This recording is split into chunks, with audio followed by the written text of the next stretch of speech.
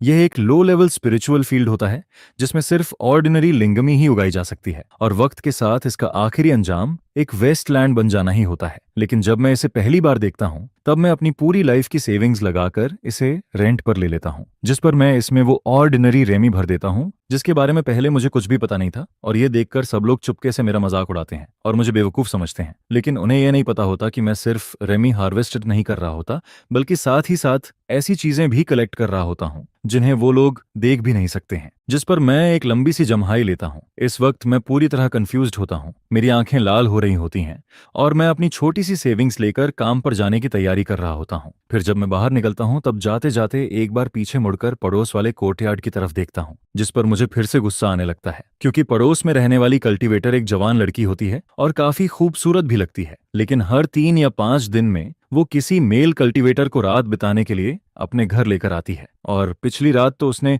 पूरी रात ही नहीं सोने दिया था। यह सोचकर मैं दांत भींच लेता हूँ और मन ही मन कसम खाता हूँ कि यहाँ के घरों की साउंड प्रूफिंग बहुत ही बेकार है, क्योंकि पिछली रात बगल वाली केव से आती हुई आवाजें मेरे खून को उल्टा बहने पर मजबूर कर देती हैं, और मेरा दिल तो लगभग केव किलन के अंदर ही बाहर निकलने वाला था, जिस पर मेरे पास पूरी रात जागने के अलावा कोई और रास्ता नहीं बचता है। फिर मैं 1000 बार अपने मन को शांत करने की कोशिश करता हूँ और खुद को समझाता रहता हूँ, लेकिन जैसे ही मुझे याद आता है कि आज भी स्पिरिचुअल फील्ड में एंडलेस काम बाकी पड़ा है, वैसे ही मेरा मूड और ज्यादा खराब होने लगता है। इस दुनिया में आए हुए मुझे लगभग 5 साल हो चुके हैं, लेकिन इसके बाद भी मेरी कल्टीवेशन अभी तक सिर्फ प्रैक्टिस की 7th लेयर पर ही अटकी हुई है। मेरी 4 नाइट्स ग्रेट स्पिरिचुअल रूट भी कोई खास नहीं होती है, जिस पर अगर मुझे कोई स्पेशल मौका नहीं मिलता तो मैं चाहे मरते दम तक प्रैक्टिस करता रहूं, फिर भी अगले लेवल तक नहीं पहुंच सकता हूं। और इसी वजह से अब मैं सेक्टी के अंदर सिर्फ 3 मदर्स स्पिरिचुअल फील्ड का एक स्पिरिचुअल फार्मर बनकर रह गया हूं। फिर आज स्पिरिचुअल राइस हार्वेस्ट का दिन भी आ जाता है, जिसका मतलब यह होता है कि ऊपर से लोग स्पिरिचुअल राइस कलेक्ट करने के लिए आने वाले हैं,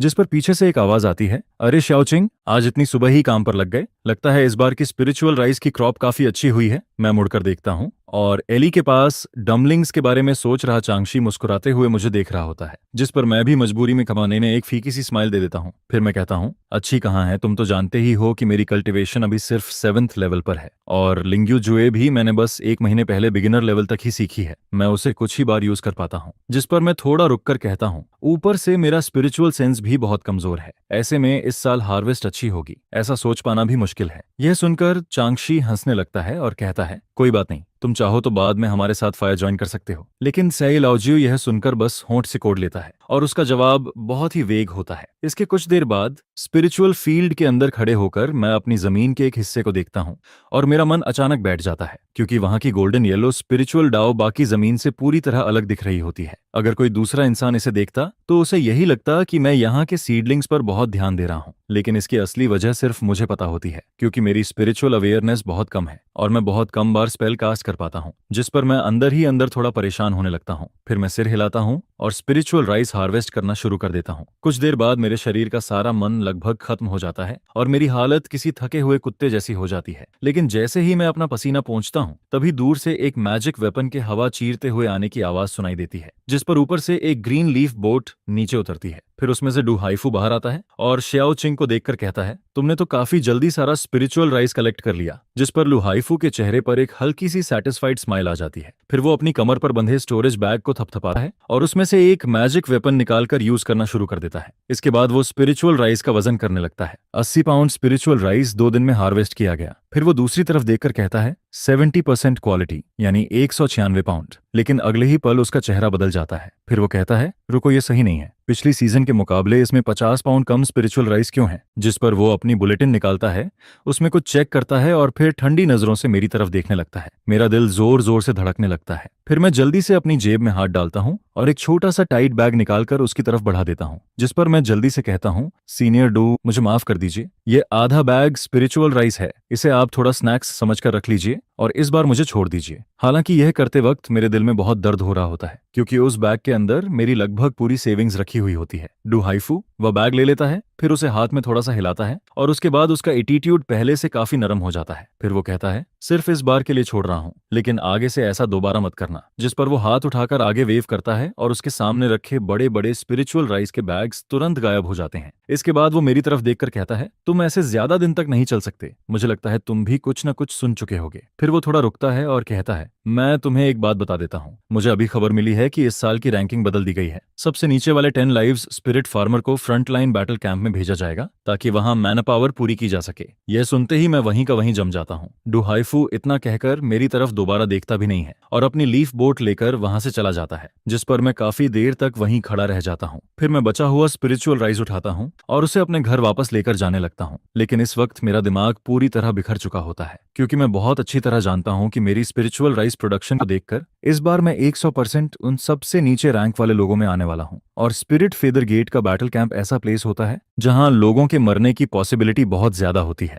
वहां का नाम सुनते ही हर किसी के चेहरे का कलर बदल जाता है, क्योंकि फ्रंट लाइन पर मेरे जैसे लो लेवल कल्टीवेटर को सिर्फ रास्ता दिखाने वाला कैनन फोडर माना जाता है, जिस पर मैं अंदर ही अंदर डरने लगता हूँ और बार बार सिर्फ एक ही बात सोचता रहता हूँ, मैं क्या करूं? मैं बैटल कैंप में जाकर कैनन फोडर नहीं बनना चाहता। मैं इसे बिल्कुल भी एक्सेप्ट नहीं कर पाता हूँ। फिर मैं काफी देर तक यही सोचता रहता हूँ और इसी सोच में धीरे धीरे मेरी आंख लग जाती है, जिस पर एक अजीब सी रोशनी मेरी आंखों के सामने चमकने लगती है। वो रोशनी मेरी सोल के अंदर तक चली जाती है और फिर मैं एक बहुत लंबा सपना देखने लगता हूँ। उस सपने में हर तरह के अजीब प्लांट्स दिखाई देते हैं, जिस पर ऐसा लगता है जैसे उन्हें कोई मिरेकल मिल गया हो और वो सब अनबिलीवेबल स्पीड से पागलों की तरह बढ़ने लगते हैं। फिर मुझे महसूस होता है कि यह दिन कभी ना कभी आना ही था, जिस पर अचानक ऐसा लगता है जैसे मेरे दिमाग के अंदर कुछ फट जाता है। फिर अगले दिन मैं उठता हूँ और अपना सूजा हुआ सिर पकड़ लेता हूँ। मेरा पूरा शरीर चकरा रहा होता है, जिस पर मैं बिस्तर से नीचे उतरता हूँ, थोड़ा पानी मारता हूँ और कोर्टयार्ड में बने फ्लावर पूल की तरफ चला जाता हूँ, क्योंकि रोज की तरह मुझे क्रॉप्स की आदतें स्टडी करनी होती हैं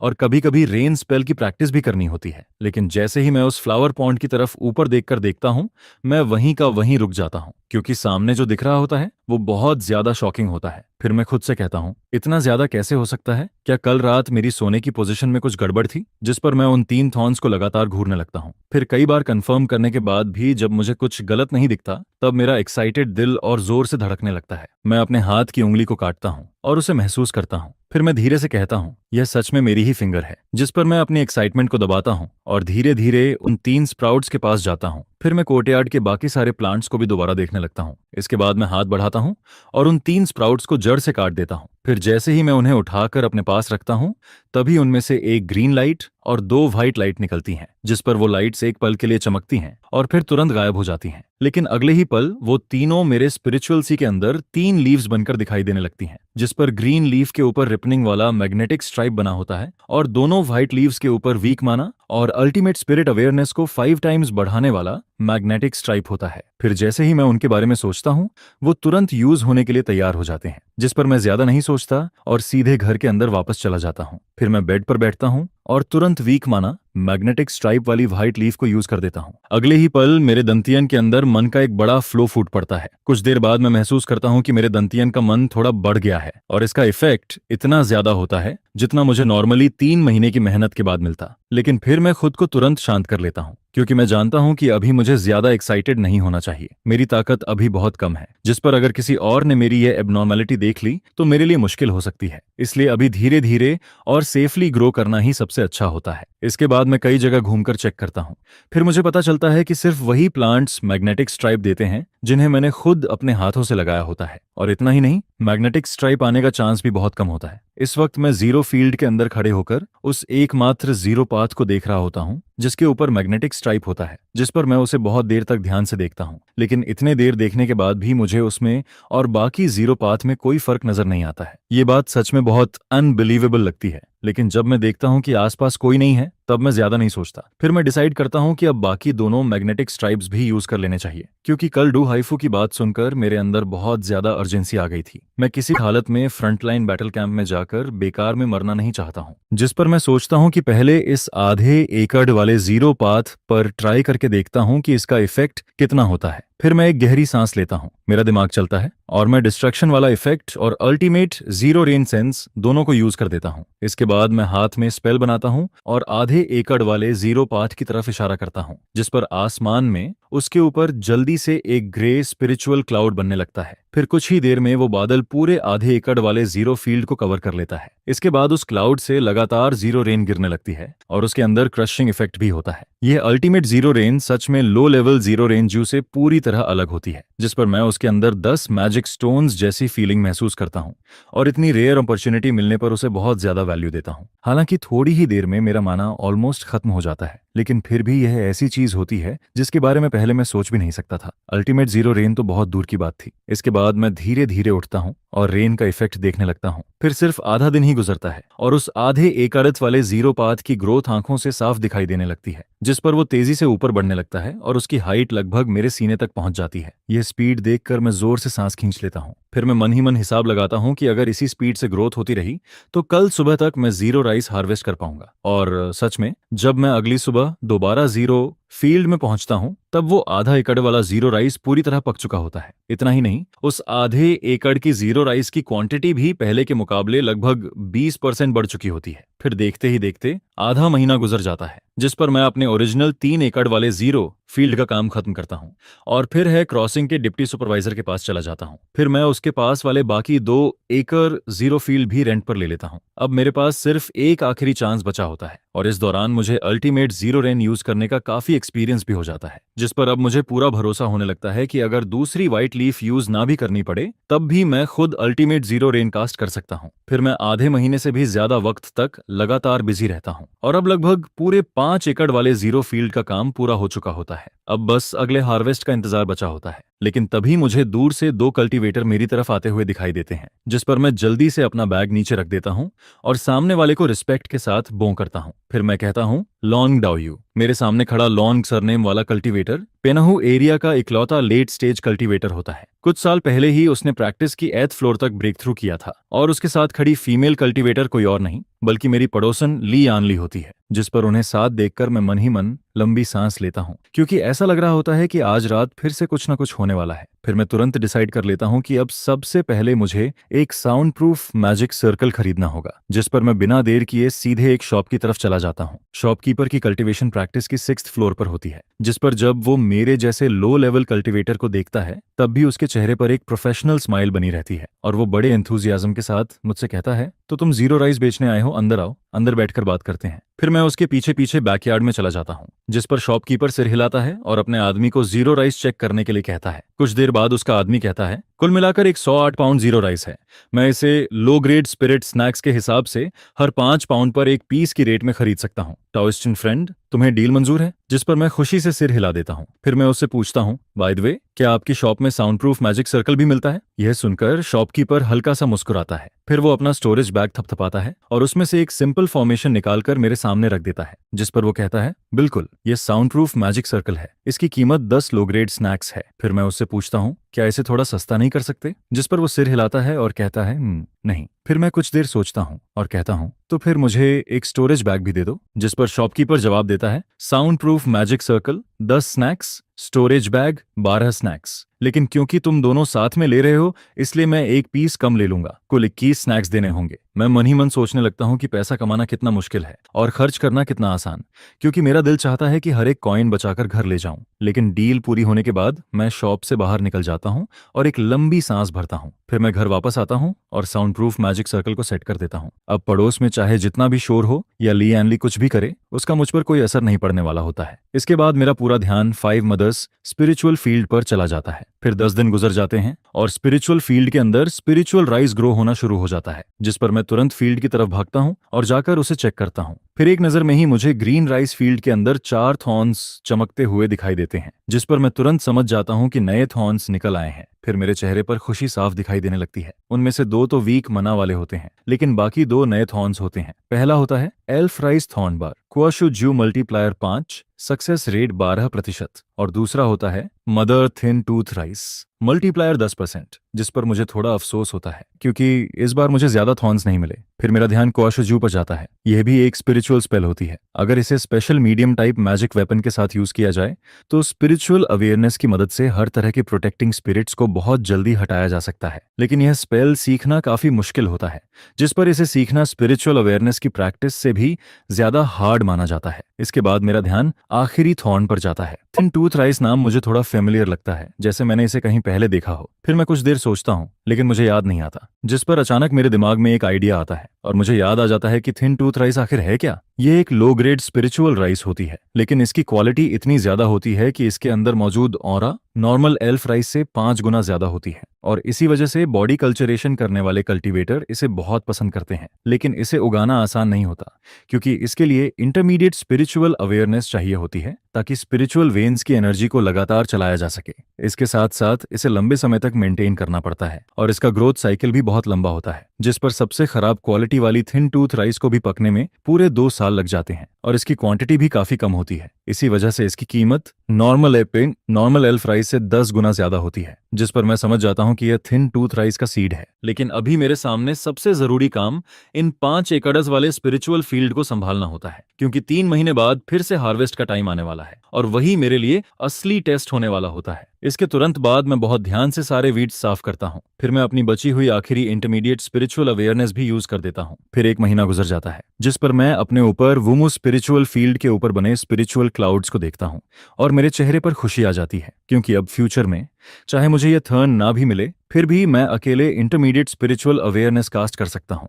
इसके बाद 2 महीने से ज्यादा वक्त गुजर जाता है और स्पिरिचुअल राइस पूरी तरह पक जाती है। फिर मैं उन चारों स्पिरिचुअल थॉर्न्स को कलेक्ट करता हूँ, जिस पर मेरे स्पिरिचुअल सी के अंदर एक के बाद एक करके 4 व्हाइट लीव्स दिखाई देने लगती हैं। इसके कुछ समय बाद डू हाइफू की निगरानी में बाकी सारे स्पिरिचुअल फार्मर भी स्पिरिचुअल राइस हार्वेस्ट करना शुरू कर देते हैं, जिस पर मैं भी जल्दी जल्दी स्पिरिचुअल राइस काटना शुरू कर देता हूँ। फिर मैं पूरा दिन काम करता हूँ और आखिर में स्पिरिचुअल राइस के 8 बड़े बैग्स भर देता हूँ, जिस पर डू हाइफू वजन करके कहता है कुल 820 पाउंड स्पिरिचुअल राइस। इसमें से 70% जमा करना होगा, यानी कुल 574 पाउंड। फिर जैसे ही उसकी बात खत्म होती है, उसी वक्त आसमान में एक बहुत बड़ी दारमा बोट दिखाई देती है, जिस पर वो हवा को चीरते हुए नीचे आती है और हिल के बीच में आकर रुक जाती है। फिर उस दारमा बोट के आगे ब्लू रोब पहने एक बूढ़ा आदमी खड़ा दिखाई देता है। उसका चेहरा बहुत सख्त होता है, जिस पर डू हाइफू तुरंत आगे बढ़ता है और रिस्पेक्ट के साथ बाव करके कहता है, एंशिएंट प्लांटर, आपकी इंस्ट्रक्शंस के हिसाब से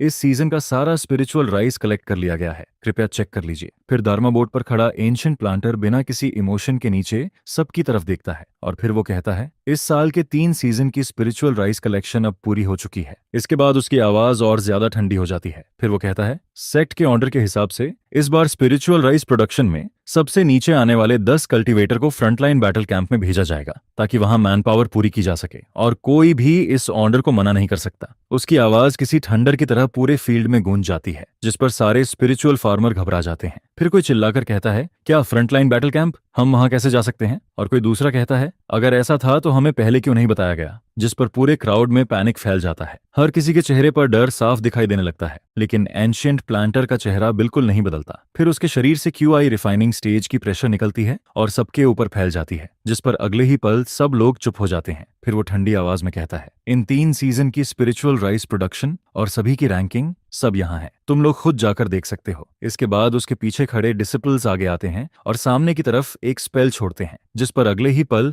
सारे स्पिरिचुअल फार्मर के ऊपर आसमान में एक बहुत बड़ा लाइट स्क्रीन दिखाई देने लगता है, और उसके ऊपर सभी के नाम सबसे ज्यादा से लेकर सबसे कम तक एक एक करके दिखाई देने लगते हैं। फिर उसके नीचे हर सीजन की एग्जैक्ट प्रोडक्शन भी दिखाई देने लगती है, जिस पर मैं जल्दी से ऊपर देखता हूँ। फिर कुछ ही देर बाद मुझे अपना नाम दिखाई देता है। मेरा नाम 156वें रैंक पर होता है, जिस पर मैं एक लंबी सांस छोड़ देता हूँ, क्योंकि आखिरकार रैंकिंग आ चुकी होती है, और इतने वक्त से जो डर मेरे दिल में था वो भी आखिरकार खत्म हो जाता है। फिर एंशिएंट प्लांटर सबकी तरफ देखकर कहता है, मुझे लगता है तुम सबने अपनी रैंकिंग साफ साफ देख ली होगी। आखिरी के 10 लोग तुरंत बोट पर चढ़ो और मेरे साथ चलो। यह सुनते ही जिन 10 स्पिरिचुअल फार्मर का नाम नीचे होता है, उनके चेहरे तुरंत उतर जाते हैं, जिस पर उनका दिल पूरी तरह टूट जाता है, क्योंकि वो जानते हैं कि उनका इंतजार एक बहुत cruel front line battle camp कर रहा है। फिर एंशिएंट प्लांटर दोबारा कहता है, बाकी लोग मेहनत करते रहो, क्योंकि अगले साल सेक्ट ने नया ऑर्डर दिया है। इसके बाद उसकी आवाज और ठंडी हो जाती है। फिर वो कहता है, अगली बार बैटल कैंप में भेजे जाने वाले लोग नीचे से 30 रैंक वाले कल्टीवेटर होंगे। उसकी यह बात काफी देर तक सबके कानों में गूंजती रहती है, जिस पर मैं समझ जाता हूँ कि अगले साल इन स्पिरिचुअल फार्मर के बीच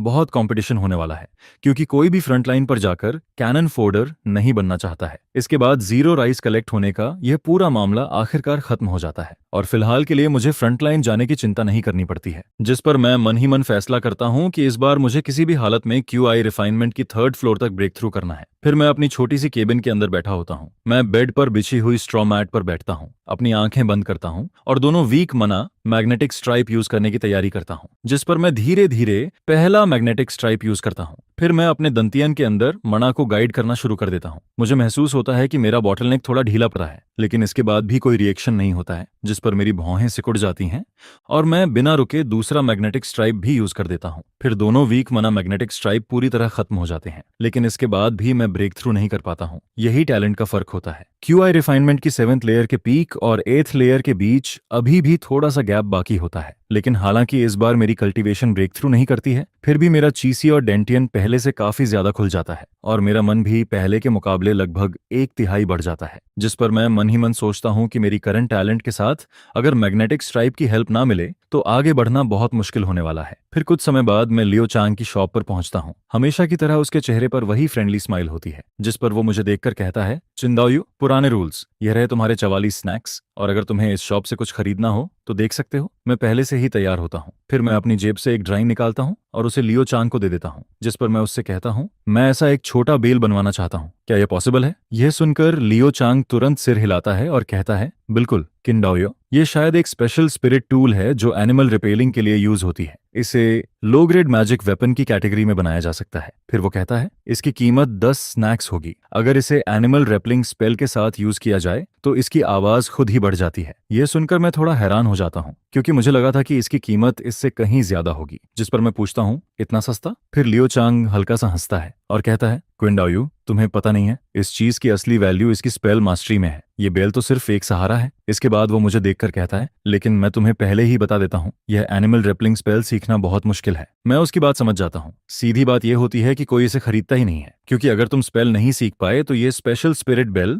सिर्फ डेकोरेशन बनकर रह जाएगी और स्नैक्स भी बेकार चले जाएंगे। लेकिन मेरे लिए ऐसी कोई प्रॉब्लम नहीं होती है, जिस पर मैं तुरंत उसे 10 स्नैक्स दे देता हूँ और वो स्पिरिट बेल ले लेता हूँ। फिर मैं उससे पूछता हूँ, क्या तुम्हारे पास कोई ऐसा एलिक्सर है जो ची ट्रेनिंग की कल्चरेशन बढ़ा सके? क्योंकि मैं अभी भी 8th लेयर तक ब्रेक थ्रू ना कर पाने की बात को छोड़ नहीं पाया होता हूँ। जिस पर वो मुझे ऊपर की 3rd फ्लोर पर जाने के लिए कहता है। फिर कुछ देर बाद मैं शॉप से वापस बाहर निकलता हूँ। मेरे पास अभी भी 40 स्नैक्स बची होती हैं, लेकिन मैं उन्हें खर्च नहीं कर पाता हूँ, क्योंकि कल्टीवेशन बढ़ाने वाली सबसे सस्ती एलिक्सर की कीमत भी 60 स्नैक्स से शुरू होती है। इसके बाद दिन ऐसे ही गुजरने लगते हैं। फिर विंटर आ जाती है और जीरो फील्ड 2 महीने के लिए रेस्ट पीरियड में चला जाता है। इस वक्त मैं अपने घर के बाहर जमा हुई बर्फ साफ कर रहा होता हूँ। तभी बगल में ली यानली के घर का वुडन डोर खुलता है, जिस पर मैं उसकी तरफ देखकर मुस्कुराता हूँ और कहता हूँ, ली डाओयू। ली यानली हमेशा की तरह काफी खूबसूरत लग रही होती है। फिर वो मुस्कुराकर कहती है, मैंने सुना है कि पिछली बार किन दाओयो की लिंगमी प्रोडक्शन बहुत अच्छी हुई थी। लगता है तुमने काफी स्नैक्स कमाई हैं। जिस पर मैं हंसकर कहता हूँ,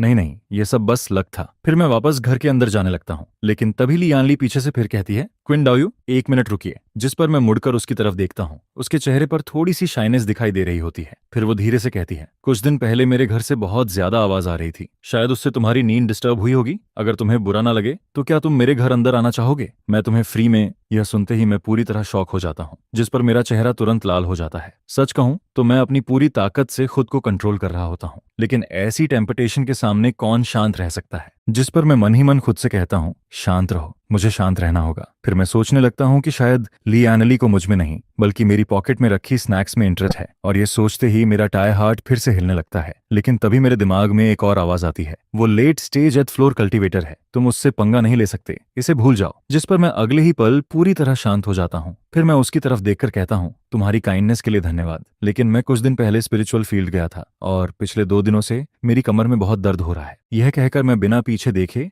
जल्दी से अपने घर के अंदर वापस चला जाता हूँ। फिर मैं जल्दी जल्दी हाथ मुंह धोने लगता हूँ, लेकिन तभी जब मेरा दिमाग इधर उधर की बातें सोच रहा होता है, उसी वक्त बाहर दरवाजे पर नॉक होने लगती है। जिस पर मैं एकदम रुक जाता हूँ और मन ही मन सोचता हूँ, क्या वो खुद चलकर मेरे दरवाजे तक आ गई है? मैं दरवाजा खोलता हूँ, जिस पर सामने खड़ा पर्सन काइलाओ ज्यू निकलता है, जिसे देखकर मैं एक पल के लिए भूल ही जाता हूँ और फिर जल्दी से इधर उधर देखता हूँ कि कहीं किसी और ने तो ये सामान कैजुअली रिसीव नहीं किया। जिस पर मैं बोलता हूँ, अरे तुम क्यों आए हो? जिस पर ताइलाओ, जो अपने हाथ में 2 बैग्स उठाए खड़ा रहता है, यह सुनकर वह तुरंत नाराज हो जाता है और कहता है, क्या मतलब, तुम किड ऐसा बोलते हो? मैं क्यों नहीं आ सकता? मैं इतनी अच्छाई से तुम्हारे लिए हैंडमेड स्वीट पोटैटो रोस्ट लेकर आता हूँ और तुम ऐसा बोलते हो? चलो मैं जा रहा हूँ। जिस पर ओल्ड वाइन मुड़कर वापस जाने लगता है। यह देखकर मैं जल्दी से उसके सामने आ जाता हूँ और कहता हूँ, नहीं, मेरा वो मतलब नहीं था। फिर मैं उसे घर के अंदर लेकर आता हूँ और दोनों बैठ जाते हैं। इसके बाद ओल्ड वाइन अपने हाथ में पकड़ी वाइन की पॉट मुझे देता है, लेकिन उसके चेहरे पर अभी भी गुस्सा बना रहता है। फिर वह कहता है, तुम्हें पता भी है, हमारे पास में एक नया नेबर आया है। जिस पर मैं हैरानी से उसकी तरफ देखता हूँ और पूछता हूँ, नया नेबर?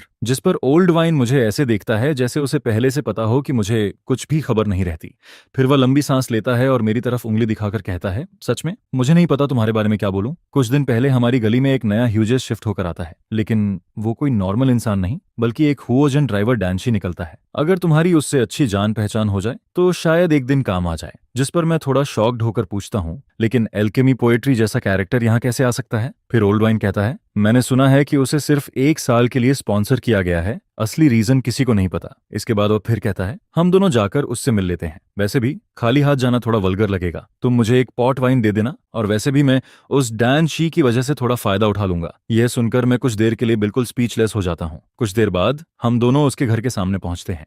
फिर वहां का वुडन डोर धीरे से खुलता है, जिस पर हमारे सामने व्हाइट कपड़े पहने लगभग 20 साल का एक यंग मैन आता है। उसकी कल्चरेशन देखकर पता चलता है कि वह ची ट्रेनिंग के 5th फ्लोर पर है। जिस पर मैं और CI लाओजियो दोनों ही हैरान रह जाते हैं, क्योंकि हमने नहीं सोचा था कि सामने वाला इतना यंग होगा। फिर वह यंग मैन मुस्कुराकर कहता है, मैंने सुना था कि यहाँ एक डैन पोएट्री टाओइस्ट रहने आया है, इसलिए सोचा कि तुम दोनों जरूर मिलने आओगे। आगे से हम सब नेबर्स रहेंगे। इसके बाद वह थोड़ा झुककर हमारा स्वागत करता है। फिर मैं अपने हाथ का गिफ्ट आगे करता हूँ, जिसमें मैंने 5 पाउंड और आधा राइस रखा होता है। वहीं चेलाओजियो भी आगे आता है और उसके हाथ में अचानक उसकी अपनी वाइन की एक एक्स्ट्रा पॉट दिखाई देती है। जिस पर व्हाइट कपड़ों वाला यंग मैन हमारा गिफ्ट एक्सेप्ट करता है और हमें घर के अंदर बुलाता है। फिर वह कहता है, दोनों टाओइस्ट को फॉर्मल होने की जरूरत नहीं है। जिसके बाद सु युकिंग 2 ऑर्डिनरी जैड बॉटल्स निकालता है और हम दोनों को एक एक बॉटल देता है। मैं बड़ी पोलिटली उस जैड बॉटल को लेता हूँ और हल्का सा देखकर समझ जाता हूँ कि उसके अंदर ची ट्रेनर के लिए ब्रेथ रिटर्न पिल रखी हुई है, जो माना को जल्दी रिकवर करने में मदद करती है। एक बॉटल की कीमत करीब 5 युआन होती है और उसके अंदर 11 लो ग्रेड पिल्स रखी होती हैं।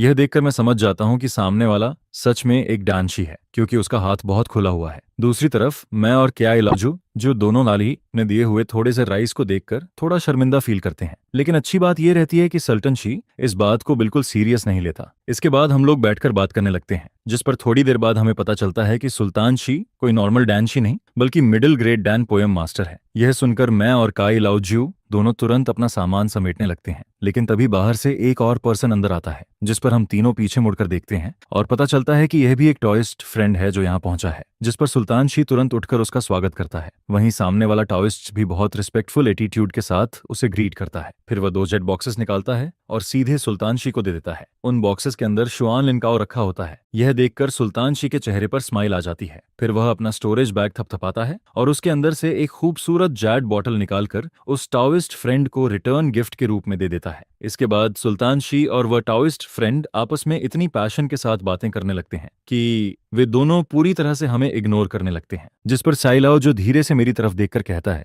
ये तो बहुत ज्यादा हो गया, तुम्हें पहले क्यों नहीं बताया कि सल्तन शी इतना यंग है और ऊपर से middle grade Dan poem master भी है। अगली बार अगर ऐसी कोई अच्छी चीज हो तो मुझे मत बुलाना। फिर धीरे धीरे टाइम ऐसे ही गुजरता रहता है। 4 सीजन्स बदलती रहती हैं और स्प्रिंग फ्लावर्स फिर से खिलने लगते हैं। वहीं मेरी 5 मदर्स भी मिट्टी पलटकर फिर से 0 राइस को दोबारा प्लांट कर देती हैं। इस बार मैं पिछले बार मिली हुई 5 काइंड्स की बीस्ट टूथ राइस एंट्रीज का इस्तेमाल करता हूँ। फिर इसी तरह 2 महीने और गुजर जाते हैं, जिस पर मेरे स्पिरिचुअल फील्ड के अंदर स्पिरिचुअल राइस धीरे धीरे लंबा होने लगता है। लेकिन मैं तियान गेंग के पास बैठा रहता हूँ और जमीन को ब्लैंक एक्सप्रेशन के साथ देखता रहता हूँ, बिल्कुल किसी सोर्सरर की तरह। अच्छी बात यह रहती है कि मेरी इंटरमीडिएट स्पिरिचुअल लैंग्वेज टेक्निक लगातार काम करती रहती है, जिस पर 4 मदर स्पिरिट फील्ड के अंदर एल्फ राइस बहुत अच्छी तरह ग्रो करता है। और इसी दौरान मुझे 3 नई एंट्रीज भी मिलती हैं, जिनमें से एक वही रिमाइंडर एंट्री होती है जिसके बारे में मैं इतने समय से सोच रहा था। लेकिन बुरी बात यह रहती है कि मैंने जो फीमेल बीस्ट टूथ राइस लगाया था उसमें अभी तक कोई रिएक्शन नहीं आता, यहाँ तक कि उसमें एक भी टूथ बाहर नहीं निकलता। जिस पर मैं परेशान होकर सोचता हूँ, आखिर प्रॉब्लम क्या है? मैंने तो स्पिरिचुअल बुक में दिए गए मेथड के हिसाब से ही इसे प्लांट किया था। फिर मैं और भी कंफ्यूज हो जाता हूँ, क्योंकि मैंने इंटरमीडिएट स्पिरिचुअल लैंग्वेज टेक्निक का इस्तेमाल भी कम नहीं किया था, जिस पर मुझे लगने लगता है कि इस बार शायद मैं बुरी तरह लॉस में चला गया। और फिर ऐसे ही 2 महीने और गुजर जाते हैं, जिसके बाद साल की पहली सीजन की स्पिरिचुअल राइस हार्वेस्ट मेरे सामने आती है, लेकिन मेरी मदर बीस्ट टूथ राइस अभी भी सिर्फ बाहर से स्प्राउट्स निकाल रही होती है, उसके अलावा कुछ नहीं। इस सीजन में जिंगलिंग M7 एक शून्य की कुल हार्वेस्ट 30 पाउंड निकलती है, और मेरे सी ऑफ स्टोन्स के अंदर एक और ग्रीन रिमाइंडर एंट्री और 2 वाइट वीक माना एंट्रीज दिखाई देती हैं, जिस पर डू हाईफू मेरे फील्ड की तरफ देखकर हैरान हो जाता है। फिर वह धीरे से बोलता है, तुमने यहाँ बीस्ट टूथ राइस लगाया है? जिस पर मैं श्याओ जे को ब्लेम नहीं करता, बल्कि चुपचाप वहीं खड़ा रह जाता हूँ। क्या हमेशा अपने एल्फ को साथ रखना अच्छा नहीं होता? बेकार में स्नैक्स क्यों वेस्ट करना? ये बीस्ट टूथ राइस तो छोड़ो, सेक्ट के फर्स्ट ऑर्डर स्पिरिट मास्टर भी इसे बहुत कम बार सक्सेसफुली ग्रो कर पाते हैं। आमतौर पर बीस्ट टूथ राइस 3 महीने में ग्रो होकर उसमें टीथ निकलने लगते हैं, लेकिन तुम्हें यहाँ 4 महीने हो चुके हैं और इसमें अभी तक कोई मूवमेंट नहीं आया। ये काम बहुत मुश्किल है। इस सीजन की स्पिरिचुअल राइस प्रोडक्शन से तुम्हारे पास अब बाहर 200 से भी ज्यादा हो चुका है, इसलिए अभी मुझे रैंकिंग की ज्यादा टेंशन नहीं है। आखिर मेरे हाथ में एक एंट्री है जिस पर मुझे पूरा कॉन्फिडेंस रहता है, लेकिन इस बीस्ट टूथ राइस को लेकर मैं अभी भी थोड़ा अनविलिंग फील करता हूँ। मुझे डर लगता है कि अगर मैंने अर्जिंग एंट्री यूज कर दी और फिर भी ये ग्रो नहीं हुआ तो क्या होगा। फिर ऐसे ही एक दिन शांत दिनों के बीच मैं आखिरकार फीमेल बीस्ट टूथ राइस पर अपनी आखिरी रिमाइंडर एंट्री यूज कर देता हूँ, जिस पर मैं बहुत नर्वस और अनईजी नजरों से उसे देखता रहता हूँ। और फिर अचानक मिट्टी के अंदर से एक हल्का सा टेंडर शूट बाहर निकलता है। यह देखकर मेरी आंखें शौक में खुल जाती हैं और मेरा दिल, जो इतने समय से अटका हुआ था, आखिरकार थोड़ा शांत हो जाता है। फिर मैं धीरे से सांस लेता हूँ, जिसके बाद बीस्ट टूथ राइस का स्पिरिचुअल सीडलिंग बहुत तेजी से ग्रो करने लगता है। वह लगातार ऊपर बढ़ता रहता है और लगभग 2 इंच तक पहुंचकर रुकता है। इसके बाद स्पिरिचुअल फील्ड के अंदर रिमाइंडर इफेक्ट भी धीरे धीरे गायब होने लगता है, जिस पर बीस्ट टूथ राइस की वह डरावनी स्पीड भी रुक जाती है। ऐसा लगता है कि स्पिरिट क्वालिटी जितनी ज्यादा हाई होती है, उतनी ही ज्यादा अर्जिंग एंट्रीज की जरूरत पड़ती है। इसलिए इस बार मैं सिर्फ धीरे धीरे वेट कर सकता हूँ। वैसे भी बीस्ट टूथ राइस को मैच्योर होने में कम से कम 3 साल लगते हैं। अगर बीच में लकी होकर कोई रिमाइंडर एंट्री मिल जाए और उससे पहले ही एनिमल टूथ राइस की एक बैच हार्वेस्ट हो जाए तो ठीक है, वरना ये जर्मिनेट तक नहीं करता और मुझे लगने लगता है कि शायद सीड्स ही खराब थे। लेकिन अब मेरे अंदर थोड़ा एक्सपेक्टेशन भी बनने लगता है। आखिर इस स्पिरिचुअल बीस्ट टूथ राइस में कैसी एंट्रीज रिफ्रेश होंगी, जिस पर मैं स्पिरिचुअल फील्ड की तरफ देखता हूँ और वहां 3 नई एंट्रीज दिखाई देती हैं। Name beast tooth rice entry, advanced spiritual language awareness multiplied by 5, multiplier 7%, famous vehicle beast tooth rice entry, quality improvement multiplied by 1, multiplier degree 5%, famous vehicle beast tooth rice entry. यह देखकर मैं excitement से भर जाता हूँ। 10 दिन बाद तियानजाओ शान के म्यूजिकल इंस्ट्रूमेंट हॉल में डू हाईफू मेरे स्पिरिचुअल फील्ड को ब्लैंक होकर देखता रहता है। फिर वह बार बार उसे चेक करता है, जिस पर उसकी नजर स्पिरिचुअल फील्ड के अंदर उगे हुए हरे टीथ पर जाती है, जिन पर कुछ यूनिक रेड पैटर्न्स बने हुए होते हैं। आखिर में वह कंफर्म कर देता है कि यह सच में बीस्ट टूथ राइस के लीव्स हैं। फिर वह मेरी तरफ एक कॉम्प्लिकेटेड एक्सप्रेशन के साथ देखता है और कहता है, तुम किड ने सच में इसे सक्सेसफुली ग्रो कर लिया? जिस पर मैं कुछ देर तक कुछ बोल ही नहीं पाता। कुछ दिन बाद वह फिर मुझसे पूछता है, अब beast tooth rice successfully grow हो चुका है, आगे का स्टेप सिर्फ टाइम की बात है। अब पहले कोई फिजिकल प्रैक्टिस टेक्निक ढूंढो। इमोर्टल कल्चरेशन की दुनिया हर समय बदलती रहती है और यहाँ कुछ भी परमानेंट नहीं होता। मेरी स्पिरिचुअल रूट ऑटोनॉमी बहुत खराब है, जिस वजह से मेरी कल्टीवेशन स्पीड भी काफी स्लो रहती है। इसलिए मुझे अपने लिए कुछ ऐसे मेथड्स ढूंढने पड़ेंगे जो मुझे प्रोटेक्ट कर सकें। मेरा गोल बिल्कुल क्लियर रहता है, शांति के समय में भी खतरे के लिए तैयार रहना चाहिए। फिर मैं चिंगयांग इमिटेशन डेकोरेशन और इमिटेशन टीचर सेंटर की तरफ जाता हूँ, जिसके बाद मैं ज्यूशुआन पेविलियन पहुंचता हूँ, जिस पर शॉपकीपर लियो मुझे देखते ही मुस्कुराता है और कहता है, क्विंडाओयो आगे, क्विंडाओयो ऊपर 4th फ्लोर के प्राइवेट रूम में चलिए। फिर हम दोनों ऊपर चले जाते हैं। मैं उसके साथ चलते हुए पूरे बड़े और स्पेशियस प्राइवेट रूम को देखता हूँ। वहां सब कुछ एंटीक, एलिगेंट और हाई एंड लगता है। ये देखकर मैं थोड़ा सरप्राइज्ड होता हूँ, लेकिन इसके बाद भी मैं हमेशा की तरह 2 बड़े बैग्स एल्फ राइस के निकालता हूँ और उसके सामने रख देता हूँ। फिर मैं कहता हूँ, ओल्ड रूल, 2 बैग्स। शॉपकीपर, आप इसे रख लीजिए। जिस पर शॉपकीपर लियो हल्का सा मुस्कुराता है। फिर वह कहता है, 2 बैग्स गोल्डन स्पिरिट राइस, कुल 10 पाउंड। किंडाओयो, यहाँ 70 स्नैक्स हैं, आप इन्हें मित्साओने रख लीजिए। यह सुनकर मैं थोड़ा फ्रॉन करता हूँ और कहता हूँ, इतने ज्यादा स्नैक्स क्यों? शॉपकीपर, इसका क्या मतलब है? जिस पर शॉपकीपर लियो धीरे से बोलता है, हाल ही में प्राइसेस बढ़ने वाले हैं, बस अगले 2 दिन में। किंडाओयो हमारे रेगुलर कस्टमर हैं, इसलिए मैंने अपनी तरफ से पहले ही आपको प्राइस बढ़ने के बाद वाला रेट दे दिया। यह सुनकर मैं थोड़ा शॉक्ड हो जाता हूँ। स्नैक्स की प्राइस बढ़ने वाली है? अचानक ऐसा क्यों? क्या कुछ होने वाला है? जिस पर शॉपकीपर लियो धीरे से मुझे पूरा रीजन बताता है। फिर वह खिड़की के बाहर देखता है और रूम के अंदर एक साउंड प्रूफ कवर एक्टिवेट कर देता है, जिसके बाद वह धीरे से कहता है, युनजे विल्डरनेस में एक complete third order zero vein मिली है। यह सुनकर मेरे दिल में हलचल होने लगती है, क्योंकि ऐसी चीज मैंने सिर्फ रिकॉर्ड्स में पढ़ी थी। लेकिन फिर शॉपकीपर लियो आगे कहता है, उस जगह पर एक बार्बियन कैंप था जिसमें हजारों लोग थे। फ्रंटलाइन की लड़ाई के दौरान उस कैंप पर जिन्यून वैली के डिसिपल्स ने अटैक कर दिया, जिस पर जीरो ह्यूमन को बहुत बड़ा नुकसान हुआ। अब जीरो ह्यूमन और जिन्यून वैली के बीच का कॉन्फ्लिक्ट काफी लंबे समय तक चल सकता है। इसी वजह से सिर्फ जीरो राइस और मीट जैसे डेली आइटम्स ही नहीं, बल्कि बाकी कल्चरेशन रिसोर्सेज की प्राइसेस भी बढ़ने वाली हैं। यह सुनकर मैं लंबे समय तक चुप रह जाता हूँ। मुझे साफ फील होने लगता है कि एक बड़ा स्टॉर्म आने वाला है और मेरे दिल में एक बहुत बुरा फीलिंग पैदा होने लगता है। तभी मुझे समझ आता है कि हाल ही में लिंग ह्यूमन ने फ्रंट लाइन पर इतने ज्यादा लोगों को क्यों भेजा है। मैंने सुना था कि बार्बियन रिलिक्स में एक ग्रुप ऐसा भी है जो वेस्ट काटने में बहुत एक्सपर्ट है। फ्रंट लाइन पर ऐसे बहुत से लोग थे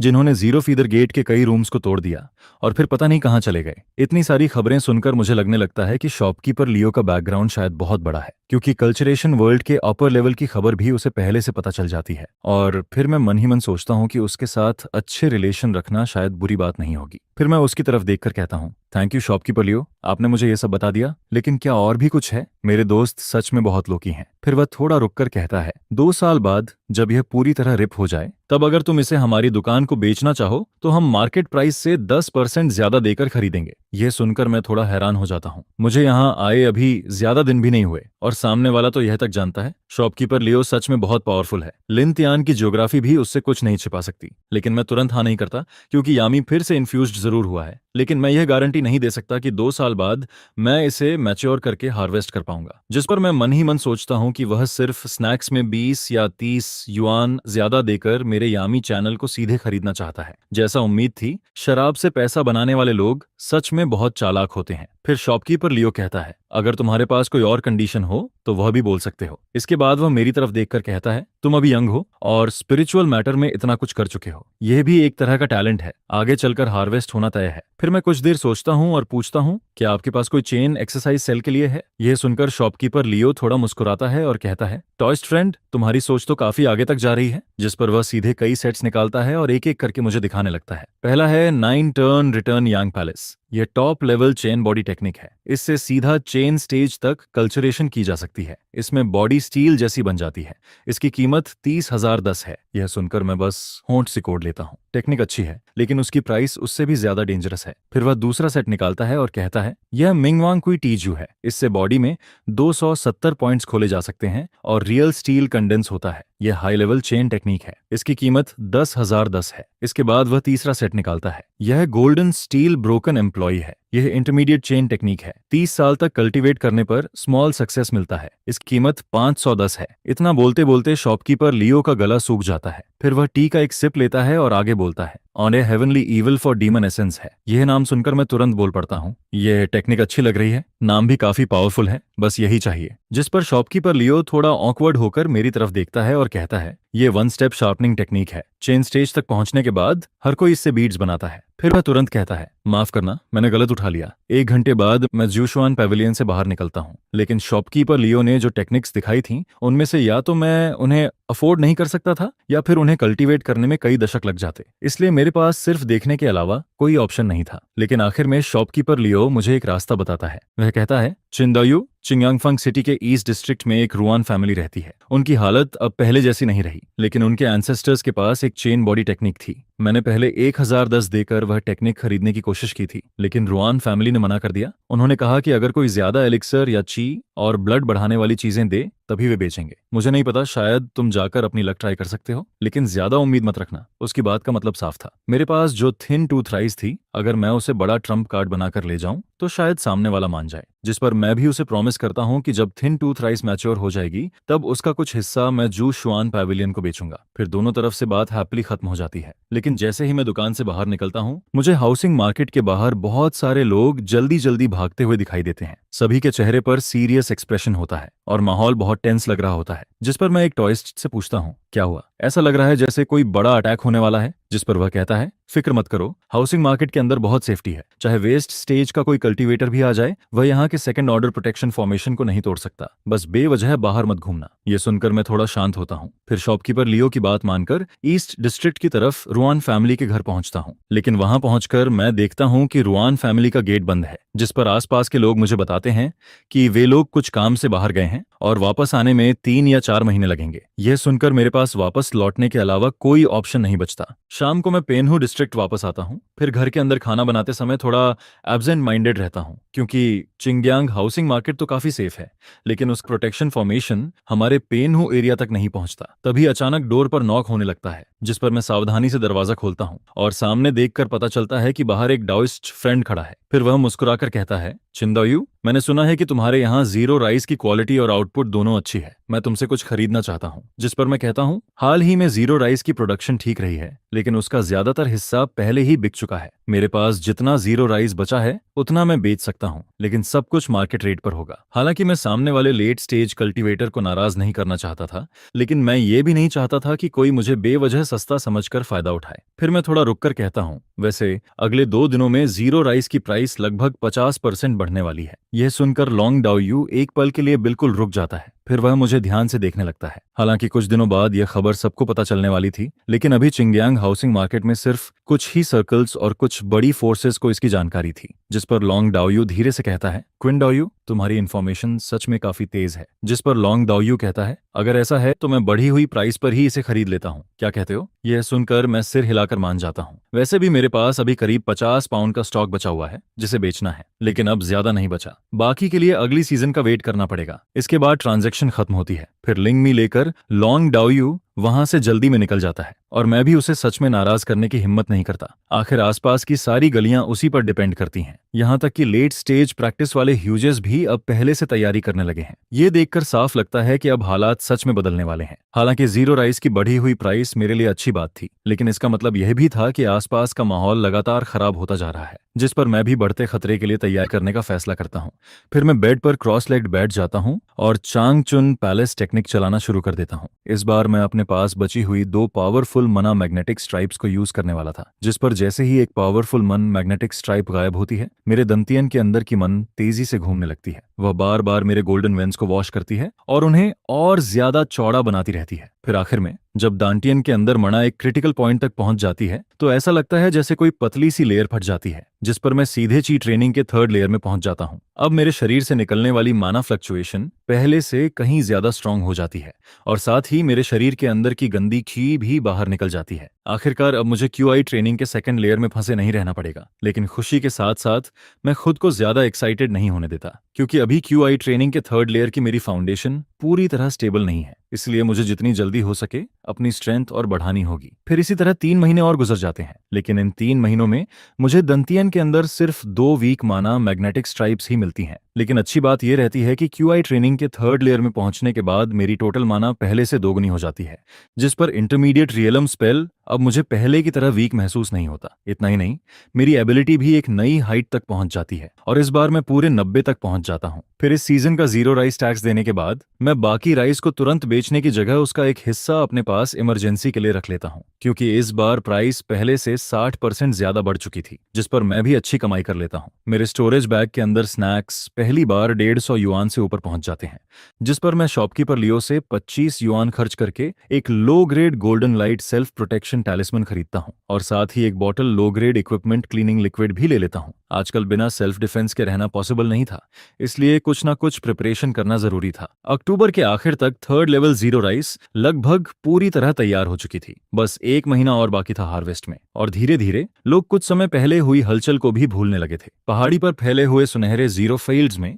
हर तरफ जीरो फार्मर्स की बिजी फिगर्स दिखाई देती थीं, क्योंकि इस साल की आखिरी सीजन की जीरो राइस हार्वेस्ट इन सभी जीरो फार्मर्स के लिए सबसे ज्यादा इंपॉर्टेंट थी, जिस पर बम्पर हार्वेस्ट का सोचकर कोई भी एक पल के लिए आराम नहीं करता। लगभग हर दिन वे लोग जीरो फील्ड में ही रहते हैं। वहीं मेरी एल्फ राइस फील्ड में इस सीजन सिर्फ एक वीक माना मैग्नेटिक स्ट्राइप ही निकली थी। उस समय मैं जीरो फील्ड में जीरो रेन अवेयरनेस यूज कर रहा था। तभी अचानक मुझे फुटस्टेप्स की आवाज सुनाई देती है, जिस पर मेरा दिल तुरंत अलर्ट हो जाता है और मैं तुरंत अपनी अवेयरनेस वापस ले लेता हूँ। फिर मैं पीछे मुड़कर देखता हूँ, जिस पर सामने आने वाला इंसान सुल्तान मास्टर निकलता है। उसे यहाँ देखकर मैं थोड़ा कंफ्यूज्ड हो जाता हूँ। वह यहाँ क्या कर रहा था? फिर वह धीरे से कहता है, रिलैक्स, बस थोड़ा केयरफुल रहो, टेंशन लेने की जरूरत नहीं है। मैं इस बार यहाँ थिन टूथ राइस की वजह से आया हूँ। इसके बाद वह कहता है, half life thing, red spirit dear. यह नाम सुनकर मैं पूरी तरह चौंक जाता हूँ, क्योंकि मैंने पहली बार यह नाम सुना था। लेकिन सुल्तान मास्टर आगे बताता है कि रेड स्पिरिट डियर एल्केमी में इस्तेमाल होने वाला एक बहुत इंपॉर्टेंट मटेरियल है। इसके बारे में बहुत कम लोग जानते हैं। फिर वह सीधे थिन टूथ राइस फील्ड के किनारे तक जाता है और वहां खड़े होकर बहुत ध्यान से उसे देखने लगता है, जिस पर वह पूरे जीरो फील्ड के चारों तरफ घूमता है। फिर आखिर में वह मेरी तरफ देखकर कहता है, सच सच बताओ, तुमने जो थिन टूथ राइस ग्रो की है उसने मुझे सच में सरप्राइज कर दिया।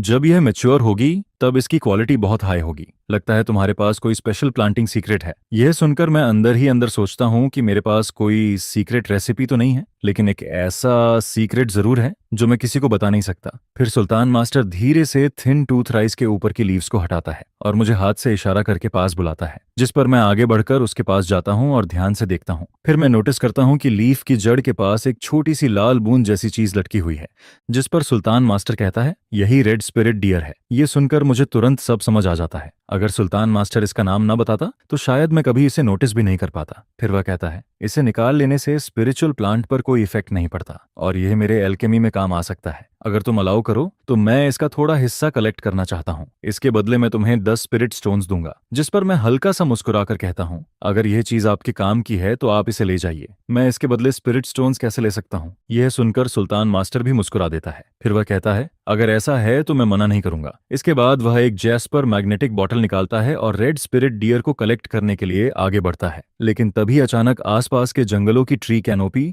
जोर जोर से हिलने लगती है और उसी समय एक तेज आवाज सुनाई देती है, जिस पर अगले ही पल 4 शैडो जैसी फिगर्स जंगल से बाहर कूदती हैं और सीधे इस स्पिरिचुअल फील्ड की तरफ भागती हैं। यह देखकर सुल्तान मास्टर तुरंत रुक जाता है और मेरा एक्सप्रेशन भी बदल जाता है, जिस पर मैं बिना सोचे समझे अपना गोल्डन लाइट टैलिस्मैन निकाल लेता हूँ। मेरी आईब्राउज कसकर सिकुड़ जाती हैं और तभी एक अजीब और मनहूस सी डिजायर सीधे मेरे दिल में दौड़ जाती है, जिस पर हाईलैंड पर मौजूद बाकी स्पिरिचुअल फार्मर्स भी इस अबनॉर्मलिटी को नोटिस कर लेते हैं और वे सब अपने हाथों का काम तुरंत रोक देते हैं। लेकिन इससे पहले कि कोई रिएक्ट कर पाता, एक ऐसी चीख सुनाई देती है जो सीधे सोल तक गूंजती चली जाती है, जिस पर हम देखते हैं कि ट्री और स्टोन के पीछे का पूरा एरिया अजीब और बालों से भरे मंकीद से ढका हुआ होता है, जो तेजी से स्पिरिट फील्ड के अंदर रश करते चले आते हैं।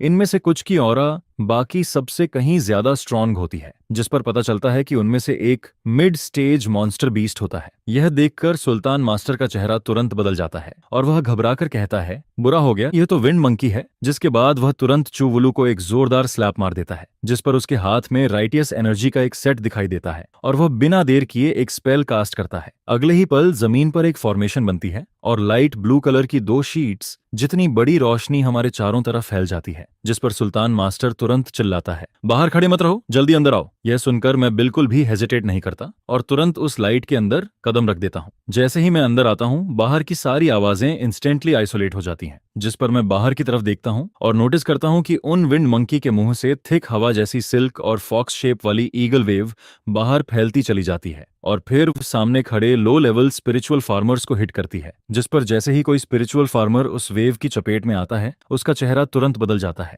वह ऐसे खड़ा रह जाता है जैसे उसकी सोल ही निकल गई हो और उसकी आंखें पूरी तरह ब्लैंक हो जाती हैं। फिर एक मिड ची ट्रेनिंग स्पिरिचुअल फार्मर अपनी मैजिक स्वॉर्ड और फ्लाइंग शील्ड निकालकर वहां से भागने की कोशिश करता है, लेकिन जैसे ही वह हवा में उठता है, उसी वक्त ईगल वेव उसे बीच में रोक देती है और वह मिड एयर से नीचे गिर जाता है, जिस पर स्पिरिट फील्ड के अंदर से एक बहुत बड़ा विंड मंकी छलांग लगाता है। वह बाकी मंकीज से कई गुना बड़ा होता है और उसकी स्पीड इतनी तेज होती है कि एक पल में ही वह उस स्पिरिचुअल फार्मर तक पहुंच जाता है। फिर वह सीधे उसकी गर्दन को पकड़कर जोर से काट देता है और अगले ही पल स्पिरिचुअल फार्मर की गर्दन से खून का फव्वारा बाहर निकलने लगता है, जिस पर उसके मरने से पहले भी उसके चेहरे पर वही शॉक जम जाता है, जैसे उसे आखिर तक यकीन ही नहीं हुआ कि उसके साथ क्या हुआ। यह सब देखकर मेरा स्कैल्प तक सुन्न पड़ जाता है। फिर मैं सुल्तान मास्टर की तरफ देखता हूँ, जिस पर उसका चेहरा बेहद अगली और टेंशन से भरा हुआ दिखाई देता है, लेकिन फिर भी वह खुद को संभालते हुए कहता है, घबराओ मत, मेरी फॉर्मेशन इन्हें रोक सकती है। विंड मंकी की सबसे डेंजरस चीज उसकी ईगल वेव है। यह लोगों के दिल और दिमाग को तोड़ देती है। इसकी घोस्ट लाइक अटैक को गार्ड करना बहुत मुश्किल होता है, लेकिन हम स्पिरिट फीदर सेक्ट के सपोर्ट आने तक इन्हें रोक लेंगे। जिस पर उसके इतना कहते ही अचानक 7 या 8 विंड मंकी एक साथ हमारी तरफ दौड़ पड़ते हैं। वे सब सीधा उस लाइट बैरियर की तरफ जंप करते हैं जहां हम खड़े होते हैं। यह देखकर सुल्तान मास्टर के चेहरे का कॉन्फिडेंस पूरी तरह टूट जाता है, और तभी उन मंकीज को अपनी तरफ आते देखकर मैं तुरंत चू वुवेई को एक जोरदार स्लैप मारता हूं, जिस पर मेरी आंखें अचानक बेहद शार्प हो जाती हैं। फिर मेरे हाथ में एक छोटा सा बेल दिखाई देता है जो लगातार ड्रिप जैसी आवाज कर रहा होता है, जिस पर मैं तुरंत हैंड सील बनाता हूं, और अगले ही पल वह छोटा बेल अचानक टूट जाता है। फिर उसके टूटते ही एक बहुत ही भयानक और जोरदार साउंड चारों तरफ फैल जाती है। वह आवाज इतनी खतरनाक होती है जैसे कोई जायंट मंकी पूरे माउंटेन और फॉरेस्ट को हिला रहा हो, जिस पर वह साउंड वेव मुझे सेंटर बनाकर हर डायरेक्शन में फैलती चली जाती है। और फिर काउंटलेस आवाजें समुद्र की लहरों की तरह लेयर बाय लेयर बाहर निकलती हैं, जिस पर उन विंड मंकी की गोस्ट लाइक ईगल वेव्स पूरी तरह ड्राउन हो जाती हैं। फिर पास खड़े कई मंकीज की आंखों में डर दिखाई देने लगता है। वे धीरे धीरे पीछे हटने लगते हैं, यहाँ तक कि जो लो लेवल स्पिरिचुअल फार्मर्स अभी तक कंफ्यूज्ड और ब्लैंक खड़े थे, वे भी धीरे धीरे फिर से क्लियर माइंड में आने लगते हैं। जिस पर आसपास खड़े बाकी मंकीज भी कुछ देर के लिए रुक जाते हैं, और उन मिड स्टेज लीडर मंकीज के चेहरे पर भी डर साफ दिखाई देने लगता है। लेकिन कुछ ही सांसों बाद वह लीडर मंकी फिर से खुद को संभाल लेता है, जिस पर वह ऊपर आसमान की तरफ देखकर जोर जोर से अजीब तरीके से हंसने लगता है। फिर वह दोबारा बाकी मंकीज को हमारी तरफ अटैक करने का सिग्नल देता है। यह देखकर मैं अंदर ही अंदर सोचने लगता हूँ, ये बिल्कुल नॉर्मल मूव नहीं है, ये तो पहले से कहीं ज्यादा डेंजरस वर्जन है। जिस पर मुझे महसूस होता है कि इस टेक्निक को यूज करते ही मेरी सारी मन एक ही बार में ऑलमोस्ट खत्म हो गई है। लेकिन इसके बावजूद पहली बार यूज करने पर इसका इतना असर देखकर मेरा दिल एक्साइटमेंट से भर जाता है। फिर मेरे पीछे खड़ा सुल्तान मास्टर मुझे देखकर हैरान रह जाता है। उसकी आंखें बार बार मेरी तरफ जाती हैं, जैसे वह बिलीव ही नहीं कर पा रहा हो कि मैंने अभी क्या किया है। जिस पर वह हल्की सी हंसी के साथ कहता है, बहुत बढ़िया, लेकिन केयरफुल रहो, वे मंकीज फिर से आ रहे हैं। यह सुनकर मैं तुरंत फिर से अलर्ट हो जाता हूँ। लेकिन तभी आधे साल बाद पहली बार आसमान में एक बहुत बड़ा धर्म बोर्ड दिखाई देता है, जो तेजी से हमारी तरफ आता चला जाता है, जिस पर उसकी रोशनी नीचे गिरती है। और मैं ध्यान से देखता हूँ कि उसमें लिंग्यू सेक्ट का बोन स्कॉलर और उसके साथ आउटर सेक्ट के डिसिपल्स मौजूद होते हैं, जो हमारी मदद के लिए तेजी से पहुंचते चले आते हैं। उन्हें देखकर मैं आखिरकार राहत की सांस लेता हूं, क्योंकि अभी कुछ देर पहले ही मैं अपनी ताकत लगभग 5 बार यूज कर चुका होता हूं, और इस वक्त मेरा चेहरा पूरी तरह पीला पड़ चुका होता है। मेरा मना भी लगभग खत्म हो चुका होता है, जिस पर मैं मन ही मन सोचता हूं कि अगर चांगचुन कुंग फू और मेरी बाकी टेक्निक्स ने मुझे अभी तक संभाल कर नहीं रखा होता तो शायद मैं यहीं गिर गया होता। और फिर बोन स्कॉलर नीचे उतरते ही गुस्से में कहता है, कुछ दिन पहले ही मैंने तुम्हें वार्निंग दी थी, फिर भी तुम लोग टाइगर की नाक के नीचे छिपने की हिम्मत कर रहे हो। जिस पर साफ पता चलता है कि वह बहुत ज्यादा एंग्री है, क्योंकि इस बार स्पिरिट फील्ड को बहुत बड़ा नुकसान हुआ होता है और स्पिरिचुअल राइस टैक्स की जिम्मेदारी उसी के ऊपर होती है। इसके बाद बोन स्कॉलर तुरंत अपना हाथ उठाता है, जिस पर आसमान के अंदर से एक रेड टाइगर एयरशिप तेज आवाज के साथ बाहर निकलती है और सीधे बैटल फील्ड की तरफ बढ़ती चली जाती है। और हवा में रहना स्पिरिचुअल पावर की फ्लोटिंग लाइट से बेहतर होता है, जिस पर एयरशिप एकदम से हवा में मूव करने लगती है। फिर अचानक हवा और भी तेज हो जाती है और एक विंड मंकी भागने की कोशिश करता है, लेकिन अगले ही पल उसके ऊपर एक ब्लड लाइन सी बन जाती है और वह शुरू से लेकर आखिर तक बीच से 2 हिस्सों में कट जाता है, जैसे उसे शिप ने सीधा आधा काट दिया हो। जिस पर मैं बोन वॉरियर के थंडर जैसे मेथड्स को देखकर वहीं खड़ा रह जाता हूँ, और आसपास खड़े स्पिरिट फीदर सेक्ट के डिसिपल्स भी यही फील करने लगते हैं कि अब ये क्राइसिस खत्म हो चुकी है। इसके बाद बोन वॉरियर लोगों को लेकर जल्दी जल्दी आसपास का एरिया साफ करवाने लगता है और बाकी मंकीज भी पूरी तरह हेल्पलेस हो जाते हैं। थोड़े ही समय में स्पिरिचुअल फील्ड के आसपास का खतरा खत्म हो जाता है और अब किसी डिस्टर्बेंस की चिंता नहीं रहती। फिर सीन साफ करने का काम शुरू होता है, जिस पर बोन मोंक अपनी धर्म बोर्ड पर खड़ा होकर मेरी तरफ मुड़ता है और सामने से पूछता है। मैं वहीं अपनी जगह पर खड़ा रहता हूँ और धीरे से जवाब देता हूँ, इस कल्टिवेशन वर्ल्ड में मैं ज्यादा एक्स्ट्रॉर्डनरी चीजें दिखाने की हिम्मत नहीं करता। मैं हमेशा से कॉशियस रहा हूँ। इस दुनिया में मैं किसी पर भरोसा नहीं करता और जब तक जरूरी ना हो मैं बस खुद को नॉर्मल ही दिखाता हूँ। जिस पर बोन स्कॉलर कुछ देर तक मुझे देखता रहता है, जैसे उसे मुझ पर थोड़ा डाउट हो रहा हो। फिर सुल्तान मास्टर आगे बढ़ता है और कहता है, इस बार किन डाओयू की वजह से ही सब बच पाया है। जिस पर सुल्तान मास्टर मेरे सामने आकर खड़ा हो जाता है। बोन स्कॉलर भी वहीं मौजूद होता है। अभी थोड़ी देर पहले तक उसके चेहरे पर गुस्सा था, लेकिन अब वह मुश्किल से हल्की सी स्माइल निकालता है। फिर वह कहता है, तुमने इस बार काफी हेल्प की है। इसके बाद वह मेरी तरफ देखकर कहता है, जो लिंगनोंग थिन टूथ राइस उगाता है उसे इस क्वार्टर में स्पिरिट राइस टैक्स पर 10% की छूट मिलेगी।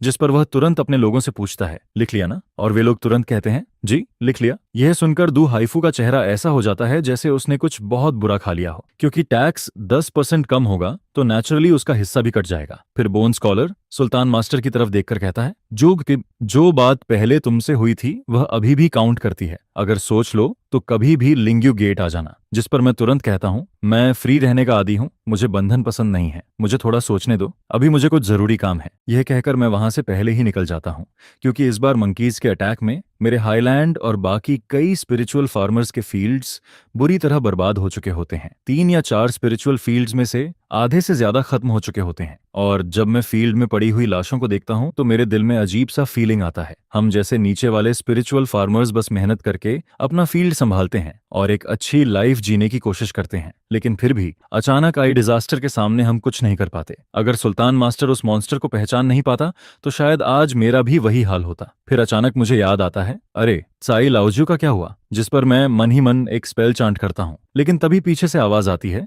चिंदाओयू इस बार सच में तुम्हारी वजह से बच गया। अगर तुमने उन्हें अपने ऊपर अटैक करने नहीं दिया होता तो शायद आज मैं नहीं बचता। जिस पर सुल्तान मास्टर मेरे पास आता है और अपने हाथ से एक जेड बॉटल निकालकर मुझे देता है। मैं एक पल के लिए रुक जाता हूँ, लेकिन फिर बॉटल ले लेता हूँ। जैसे ही मैं उसे खोलता हूँ उसके अंदर 5 पिल्स होती हैं, जिस पर मैं तुरंत उन्हें खा लेता हूँ। थोड़ी देर बाद मेरा पीला चेहरा थोड़ा नॉर्मल होने लगता है और मेरी ताकत भी वापस आने लगती है। फिर मैं कहता हूँ, मैं जाकर देखता हूँ कि सीआई लाओजियो सेफ है या नहीं। यह कहकर मैं जल्दी से उसकी स्पिरिचुअल फील्ड की तरफ निकल जाता हूँ, लेकिन जैसे ही मैं पहाड़ के रास्ते के बीच तक पहुंचता हूँ, सामने से काई लाओजियो खुद आ जाता है। उसकी हालत बेहद खराब होती है, उसके कपड़े फटे हुए होते हैं, चेहरा पूरा गंदा होता है और वह बहुत एम्बैरेस्ड दिख रहा होता है। लेकिन जैसे ही वह मुझे देखता है और नोटिस करता है कि मैं बिल्कुल ठीक हूँ तो वह वहीं रुक जाता है। फिर वह जोर से चिल्लाता है, क्या बात है, तुझे कुछ भी नहीं हुआ? जिस पर साफ पता चलता है कि वह पहले मेरी सेफ्टी को लेकर वरीड था, लेकिन अब उसे इस बात पर यकीन ही नहीं हो रहा कि मैं बिल्कुल ठीक हूँ। फिर वह कहता है, तू बच कैसे गया? पता नहीं ये पागल मंकीज कहाँ से आ गए? इसके बाद वह फिर गुस्से में बोलता है, मैं तो किसी तरह बच गया, लेकिन पता नहीं किस हरामखोर ने मंकीज को मेरी तरफ खींच दिया। किसी मंकी ने मेरी कमर पर ऐसी मार मारी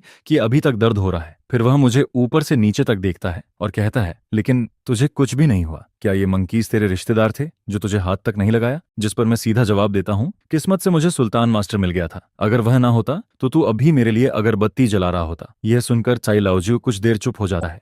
फिर अचानक उसे कुछ याद आता है। वह मेरी स्पिरिचुअल फील्ड की तरफ देखता है जहां थिन टूथ राइस अब आधी हाइट तक बढ़ चुकी होती है, जिस पर वह काफी देर तक बिना कुछ बोले उसे देखता रहता है। फिर धीरे से कहता है, तूने सच में थिन टूथ राइस उगा ली? इसके बाद वह बोलता है, मैं यहाँ 10 साल से हूँ, मैंने भी थिन टूथ राइस उगाने की कोशिश की थी, लेकिन हर बार फेल हो गया। फिर वह मेरी तरफ देखकर कहता है, लेकिन तूने सच में इसे ग्रो कर लिया। जिस पर उसके चेहरे से साफ पता चलता है कि उसे बहुत जेलासी हो रही है। फिर वह नाराज होकर कहता है, तू बड़ा बेकार दोस्त है, तूने मुझे वाइन वापस कर दी, थिन टूथ राइस उगा ली और मुझे बताया तक नहीं। फिर वह तुरंत पूछता है, सच सच बता, ये स्पिरिट सीड तुझे मिली कहाँ से? मैं जवाब देता हूँ, लियाओ चांगुई से खरीदी थी, अपनी पूरी फ्यूचर की सेविंग लगा दी थी। यह सुनकर वह एक लंबी सांस लेता है और कहता है, तेरी किस्मत सच में बहुत स्ट्रांग है और तूने इसे सच में उगा भी लिया। अब तो समझ नहीं आता तेरे बारे में क्या बोलूं। फिर वह हंसते हुए कहता है, जब थिन टूथ राइस पक जाएगी तब मुझे ज्यूशुआन पैविलियन में ड्रिंक पिलाना। मैं भी उसकी तरफ देखकर कहता हूँ, पक्का। और फिर 2 दिन बाद चिंग्यांग मार्केट खुलता है और मैं एक बार फिर से रू फैमिली कोर्टयार्ड की तरफ जाने लगता हूँ। दरवाजा एक मिडिल एज्ड आदमी खोलता है। वह ची ट्रेनिंग के आखिरी स्टेज पर होता है। उसका चेहरा काफी थका हुआ होता है और उसकी आंखें भी बिखरी हुई सी लगती हैं। फिर वह मुझे देखकर कहता है, डाओइस्ट, आप किसे ढूंढ रहे हैं और क्या काम है? जिस पर मैं जवाब देता हूँ, क्या आप ही सॉफ्ट डाओइस्ट हैं? मेरा सरनेम किन है? मुझे लियो चांगुई ने भेजा है। मैंने सुना है कि आपके पास बॉडी ट्रेनिंग टेक्निक है, इसलिए मैं खास तौर पर आपसे मिलने आया हूँ। यह सुनकर सॉफ्ट डाओइस्ट कुछ देर के लिए रुक जाता है। फिर वह मुझे अंदर बुला लेता है। मैं कोर्टयार्ड के अंदर जाता हूँ, लेकिन अंदर का सीन काफी सूना और पुराना दिखाई देता है। सामने खड़े सॉफ्ट डाओइस्ट के अलावा वहां और कोई नहीं होता। फिर वह धीरे से कहता है, अगर तुम्हें लियो चांगुई ने भेजा है तो उसने तुम्हें सब बता दिया होगा। अगर तुम्हारे पास कोई ऐसा एलिक्सर या स्पिरिचुअल मटेरियल नहीं है जो ची पॉकेट को बढ़ा सके तो मुझे अफसोस है, मैं तुम्हारी मदद नहीं कर पाऊंगा। जिस पर मैं उसकी तरफ देखता हूँ और फील करता हूँ कि उसकी कल्चरेशन बहुत नॉर्मल है। मैं उससे कुछ खास फील नहीं कर पाता। फिर मैं पूछता हूँ, क्या आप मुझे इस टेक्निक के बारे में बता सकते हैं? जिस पर वह हल्का सा हंसता है और कहता है, तुम मुझ पर हंसोगे नहीं। सच कहूं तो मैं भी अब तक इसी टेक्निक पर डिपेंड हूं। इसके बाद वह कहता है, इस टेक्निक का नाम व्हाइट ट्रेजर ग्लास एसेंस है। ये हमारे फैमिली में जनरेशन से चली आ रही है। हर जनरेशन के एंसेस्टर्स ने इसे थोड़ा बहुत आगे बढ़ाया, लेकिन इसका असली ओरिजिन आज तक किसी को नहीं पता। फिर वह थोड़ा रुकता है और कहता है, लेकिन इस टेक्निक को सीखने की एक बहुत डेंजरस कंडीशन है। इसे सिर्फ वही इंसान प्रैक्टिस कर सकता है जिसके पास ची पॉकेट बढ़ाने वाला टैलेंट हो। इसके बाद वह मुझे डिटेल में इस टेक्निक के बारे में बताने लगता है, और उसकी बातें सुनते सुनते मैं धीरे धीरे समझने लगता हूँ कि यह व्हाइट ट्रेजर ग्लास एसेंस बाकी सभी बॉडी रिफाइनिंग टेक्निक से पूरी तरह अलग है। इसका तरीका ना तो बॉडी को मजबूत करने वाला होता है और ना ही ब्लड को सीधा बढ़ाने वाला। जैसा इसके नाम से पता चलता है, यह टेक्निक सिर्फ उन स्पिरिचुअल मटेरियल्स पर डिपेंड करती है जिनमें ची और ब्लड की पावर होती है, और स्पिरिचुअल मटेरियल जितना हाई ग्रेड होगा उसका इफेक्ट उतना ज्यादा होगा। फिर यह टेक्निक ची और ब्लड को बॉडी में भरती है, और जब ची और ब्लड एक लेवल तक पहुंच जाते हैं तो उसके बाद वाटर रिफाइनिंग का स्टेज शुरू होता है, जिस पर बॉडी का नॉर्मल ब्लड धीरे धीरे बदलने लगता है और उसकी जगह स्पेशल हार्ट ब्लड बनना शुरू हो जाता है। फिर वह लगातार ची और ब्लड को कंप्रेस करती रहती है जब तक कि वह ऑलमोस्ट हड्डी जैसी सॉलिड न बन जाए, और जब बॉडी अपनी लिमिट को पार कर जाती है तो ल्यूली स्टेज शुरू होता है। उस स्टेज पर बॉडी पूरी तरह ल्यूली जैसी बदल जाती है। फिर वह कहता है, व्हाइट ट्रेजर ग्लास एसेंस के 5th लेयर तक पहुंचने के बाद बॉडी कई बार ट्रांसफॉर्म होती है, और उसके बाद बॉडी के बाहर एक ग्लेज्ड ट्रेजर रॉब बन सकती है जिस पर किसी भी तरह का पॉइजन असर नहीं करता। कोई भी बुरी चीज बॉडी को छू नहीं सकती, यहाँ तक कि नॉर्मल स्वॉर्ड भी उसे काट नहीं सकती, और कुछ हद तक ये मैजिक स्पेल्स को भी तोड़ सकती है। फिर वह आगे कहता है, अगर कोई इस टेक्निक को बहुत हाई लेवल तक पहुंचा दे तो उसकी बॉडी प्योर ग्लास बॉडी बन जाती है। उसकी पूरी बॉडी से लाइट निकलती है और उसकी फिजिकल स्ट्रेंथ अनइमेजिनेबल हो जाती है। लेकिन फिर वह खुद ही सिर हिलाता है और कहता है,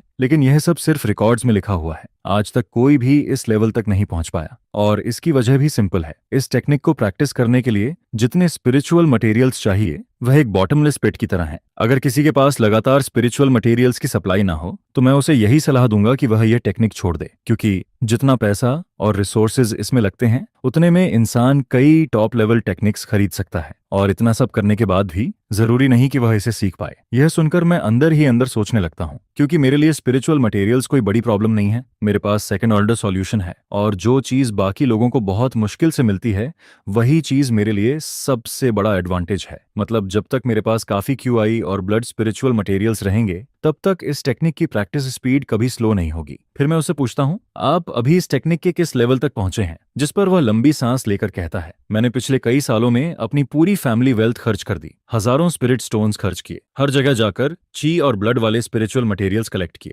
लेकिन इसके बाद भी मैं सिर्फ तीसरे लेयर तक ही पहुंच पाया। फिर वह मेरी तरफ देखकर कहता है, अगर हमारे फैमिली में कोई 5th लेयर तक पहुंच पाता तो शायद आज मुझे ये एंसेस्ट्रल टेक्निक बेचनी ना पड़ती। ये सुनकर मुझे तुरंत समझ आ जाता है कि आखिर वह अपनी फैमिली की टेक्निक बेचने के लिए क्यों मजबूर हुआ। कुछ देर सोचने के बाद मैं सीधा कहता हूँ, मैं तुम्हें 1000 स्पिरिट स्टोन्स और 10 जिन थिन टूथ राइस दूंगा, उसके बदले तुम मुझे ये टेक्निक दे दो। यह सुनते ही उसकी आंखें चौड़ी हो जाती हैं। वह तुरंत कहता है, तुम्हारे पास थिन टूथ राइस है? जिस पर मैं कहता हूं, अभी वह पूरी तरह रेडी नहीं हुई है, लेकिन उसे सक्सेसफुली ग्रो कर लिया गया है, अब बस कुछ समय की बात है। यह सुनकर वह कुछ देर तक चुप रहता है, क्योंकि उसके लिए थिन टूथ राइस किसी ट्रेजर से कम नहीं होती। फिर वह कहता है, ठीक है, डील हो सकती है, लेकिन 10 जिन बहुत कम है, मुझे कम से कम 20 जिन थिन टूथ राइस चाहिए। यह सुनते ही मैं बिना कुछ बोले मुड़ जाता हूँ और वहां से जाने लगता हूँ, क्योंकि वह साफ तौर पर जरूरत का फायदा उठाने की कोशिश कर रहा होता है। 20 जिन थिन टूथ राइस, यह मेरी एक्सपेक्टेशन से बहुत ज्यादा था। जिस पर वह तुरंत पीछे से कहता है, चिंदायु, रुकिए, बात की जा सकती है, इतनी जल्दी मत जाइए। फिर वह जल्दी से कहता है, ठीक है, मैं एक कदम पीछे हटता हूँ, 15 जिन थिन टूथ राइस दे दीजिए। लेकिन मैं तब भी कुछ नहीं बोलता, मैं बस उसकी तरफ चुपचाप देखता रहता हूँ, जिस पर सॉफ्ट डाउइस्ट समझ जाता है कि मैं आसानी से मानने वाला नहीं हूँ। फिर वह बेबस होकर लंबी सांस लेता है और कहता है, आजकल के यंग लोग सच में बहुत मुश्किल हैं,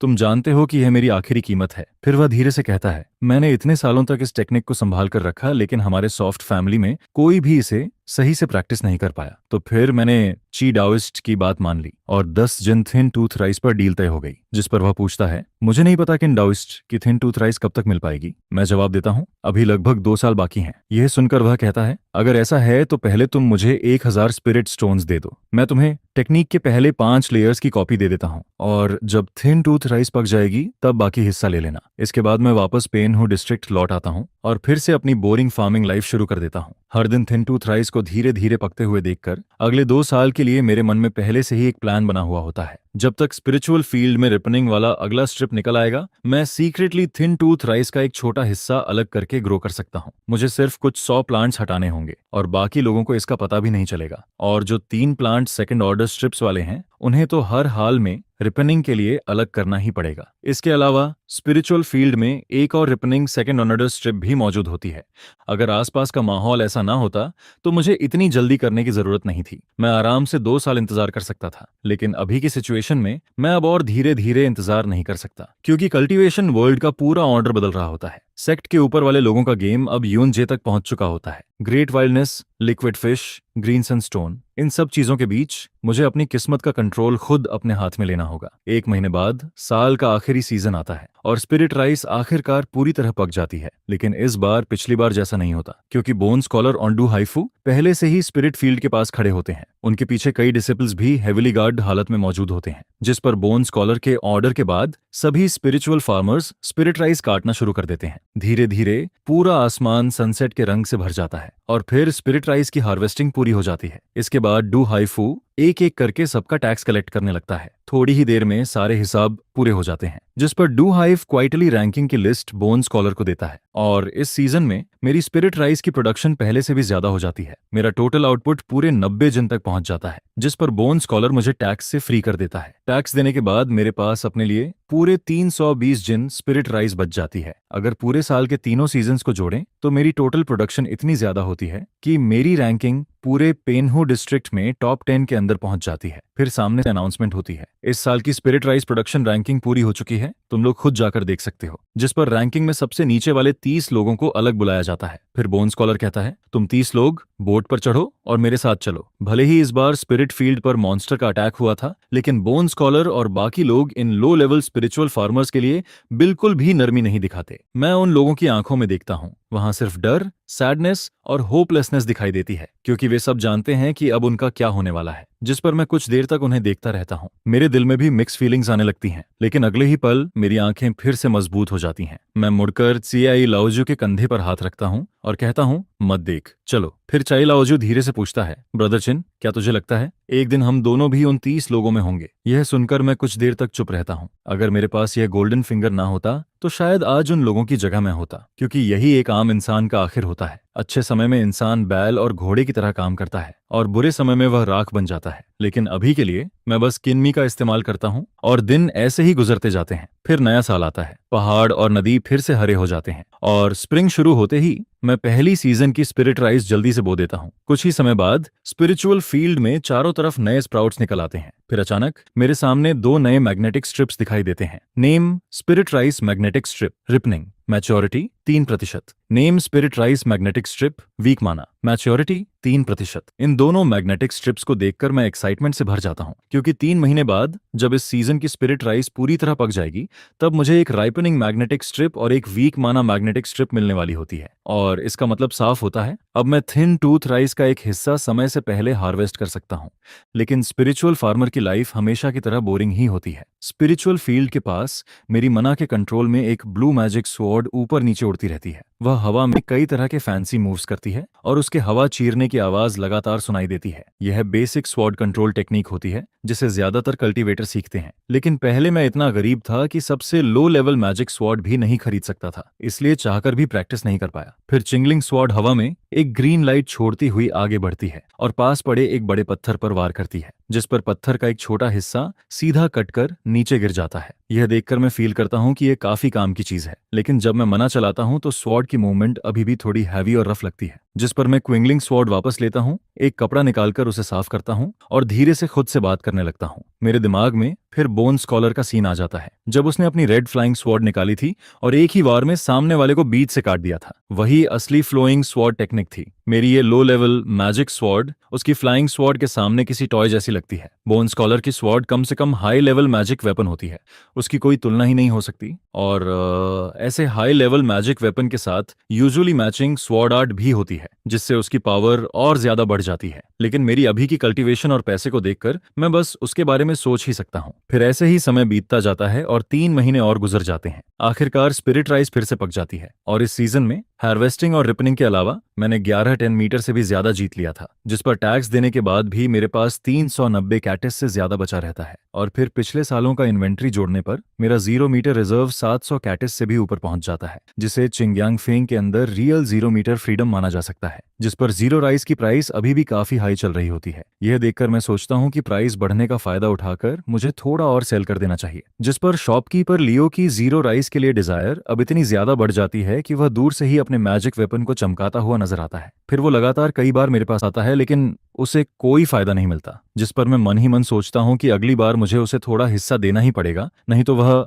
सच में नाराज हो जाएगा। और फिर मेरे पास एक बाउल और आधा बाउल जितना बचा रहता है, जिस पर मैं चुपचाप सैकड़ों थिन टूथ राइस को निकालता हूँ। फिर उन 3 थॉर्नी स्ट्रिप्स के साथ उन्हें कोर्टयार्ड में ट्रांसप्लांट कर देता हूँ। इसके बाद सब कुछ तैयार हो जाता है, जिस पर मैं उन 3 थॉर्नी स्ट्रिप्स की स्पिरिचुअल एसेंस पर रिमाइंडर स्ट्रिप इस्तेमाल करता हूँ। और फिर मन में सोचता हूँ कि जब यह कामयाब हो जाएगा तो मैं इसे सिर्फ इन्हीं 3 प्लांट्स पर इस्तेमाल करूंगा, जिस पर लगता है कि यह बहुत जल्दी हार्वेस्ट होने वाला है। मेरी थोड़ी नर्वस नजरों के सामने वे 3 थिन टूथ राइस प्लांट्स पागलों की तरह ग्रो करने लगते हैं और 8 गुना तक बढ़ जाते हैं। फिर थोड़ी देर बाद स्पिरिचुअल मैटर की ग्रोथ धीरे धीरे स्लो होने लगती है जब वह राइस क्रम्स को टच करती है। Name thin tooth rice crazy strip advanced spiritual language tips 5 loss 90%। Rice multiply thin tooth rice crazy strip quality improvement 1 loss 92%। Rice multiply thin tooth rice crazy strip reminder 5 loss 93%, जिस पर मैं देखता हूं कि इस speed से reminder effect अभी पूरी तरह खत्म नहीं हुआ है और शायद कल सुबह तक इसे हार्वेस्ट किया जा सकता है।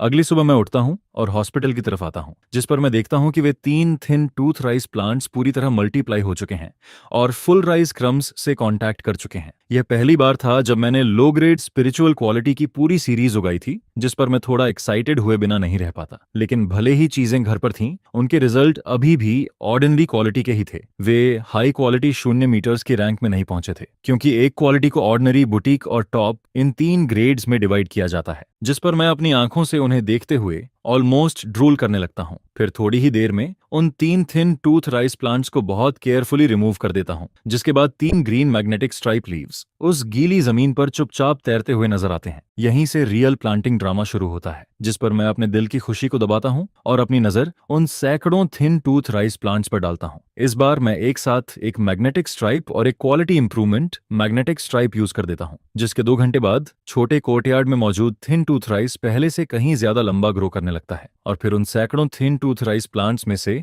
2 मैग्नेटिक स्ट्राइप्स निकलकर सामने आते हैं। Name thin tooth rice magnetic stripe weak chi and blood maturity 50%। Name thin tooth rice magnetic stripe weak chi and blood maturity 52%। यह देखकर मैं पूरी तरह शॉक हो जाता हूं, क्योंकि हर बार जब भी यह मैग्नेटिक स्ट्राइप रिफ्रेश होता है, यह मेरी अगली प्रैक्टिस से जुड़ा होता है, जिस पर मुझे महसूस होता है कि यह चीज सच में बहुत पावरफुल है। और अभी मेरे पास सबसे ज्यादा कमी QI एंड ब्लड की पावर की ही होती है, जिस पर एक अर्जिंग मैग्नेटिक स्ट्राइप उन सैकड़ों स्पिरिचुअल मैटर्स पर डिस्ट्रीब्यूट हो जाती है, लेकिन इफेक्ट धीरे धीरे स्लो पड़ने लगता है। फिर 7 दिन बाद छोटे कोर्टयार्ड में मौजूद थिन टूथ राइस का एक छोटा हिस्सा पूरी तरह मैच्योर हो जाता है, जिस पर मैं अपने दिल की एक्साइटमेंट को अब और नहीं रोक पाता, क्योंकि यह एक high quality thin tooth rice होता है। Name thin tooth rice magnetic stripe weak chi and blood maturity 100%। Harvestable. Name thin tooth rice magnetic stripe weak chi and blood maturity 100%। Can be harvested. High quality thin tooth rice ordinary thin tooth rice से बिल्कुल अलग होता है, क्योंकि इसकी surface पर ज्यादा blood red lines बनी होती हैं। रेड और व्हाइट का उसका मिक्स इतना अच्छा दिखता है कि वह बेहद खूबसूरत नजर आता है, जिस पर उसके अंदर मौजूद कोल्ड ऑरा और ची एंड ब्लड बढ़ाने वाला effect ordinary thin tooth rice से 3 गुना ज्यादा होता है, और यही चीज ची एंड ब्लड को बहुत तेजी से बढ़ाती है। हार्वेस्ट करने के बाद इस बार मुझे सीधे 6 pound high quality thin tooth rice मिलता है। फिर अगले आधे महीने में मैं धीरे धीरे बैचेस में काम करता हूँ, जिस पर कुछ high quality thin tooth rice को सीड्स के लिए बचाकर रखता हूँ और बाकी बचे हुए 4 रिपनिंग मैग्नेटिक स्ट्रिप्स को यूज करता हूँ। फिर वे बैच बाय बैच रिपन होते जाते हैं,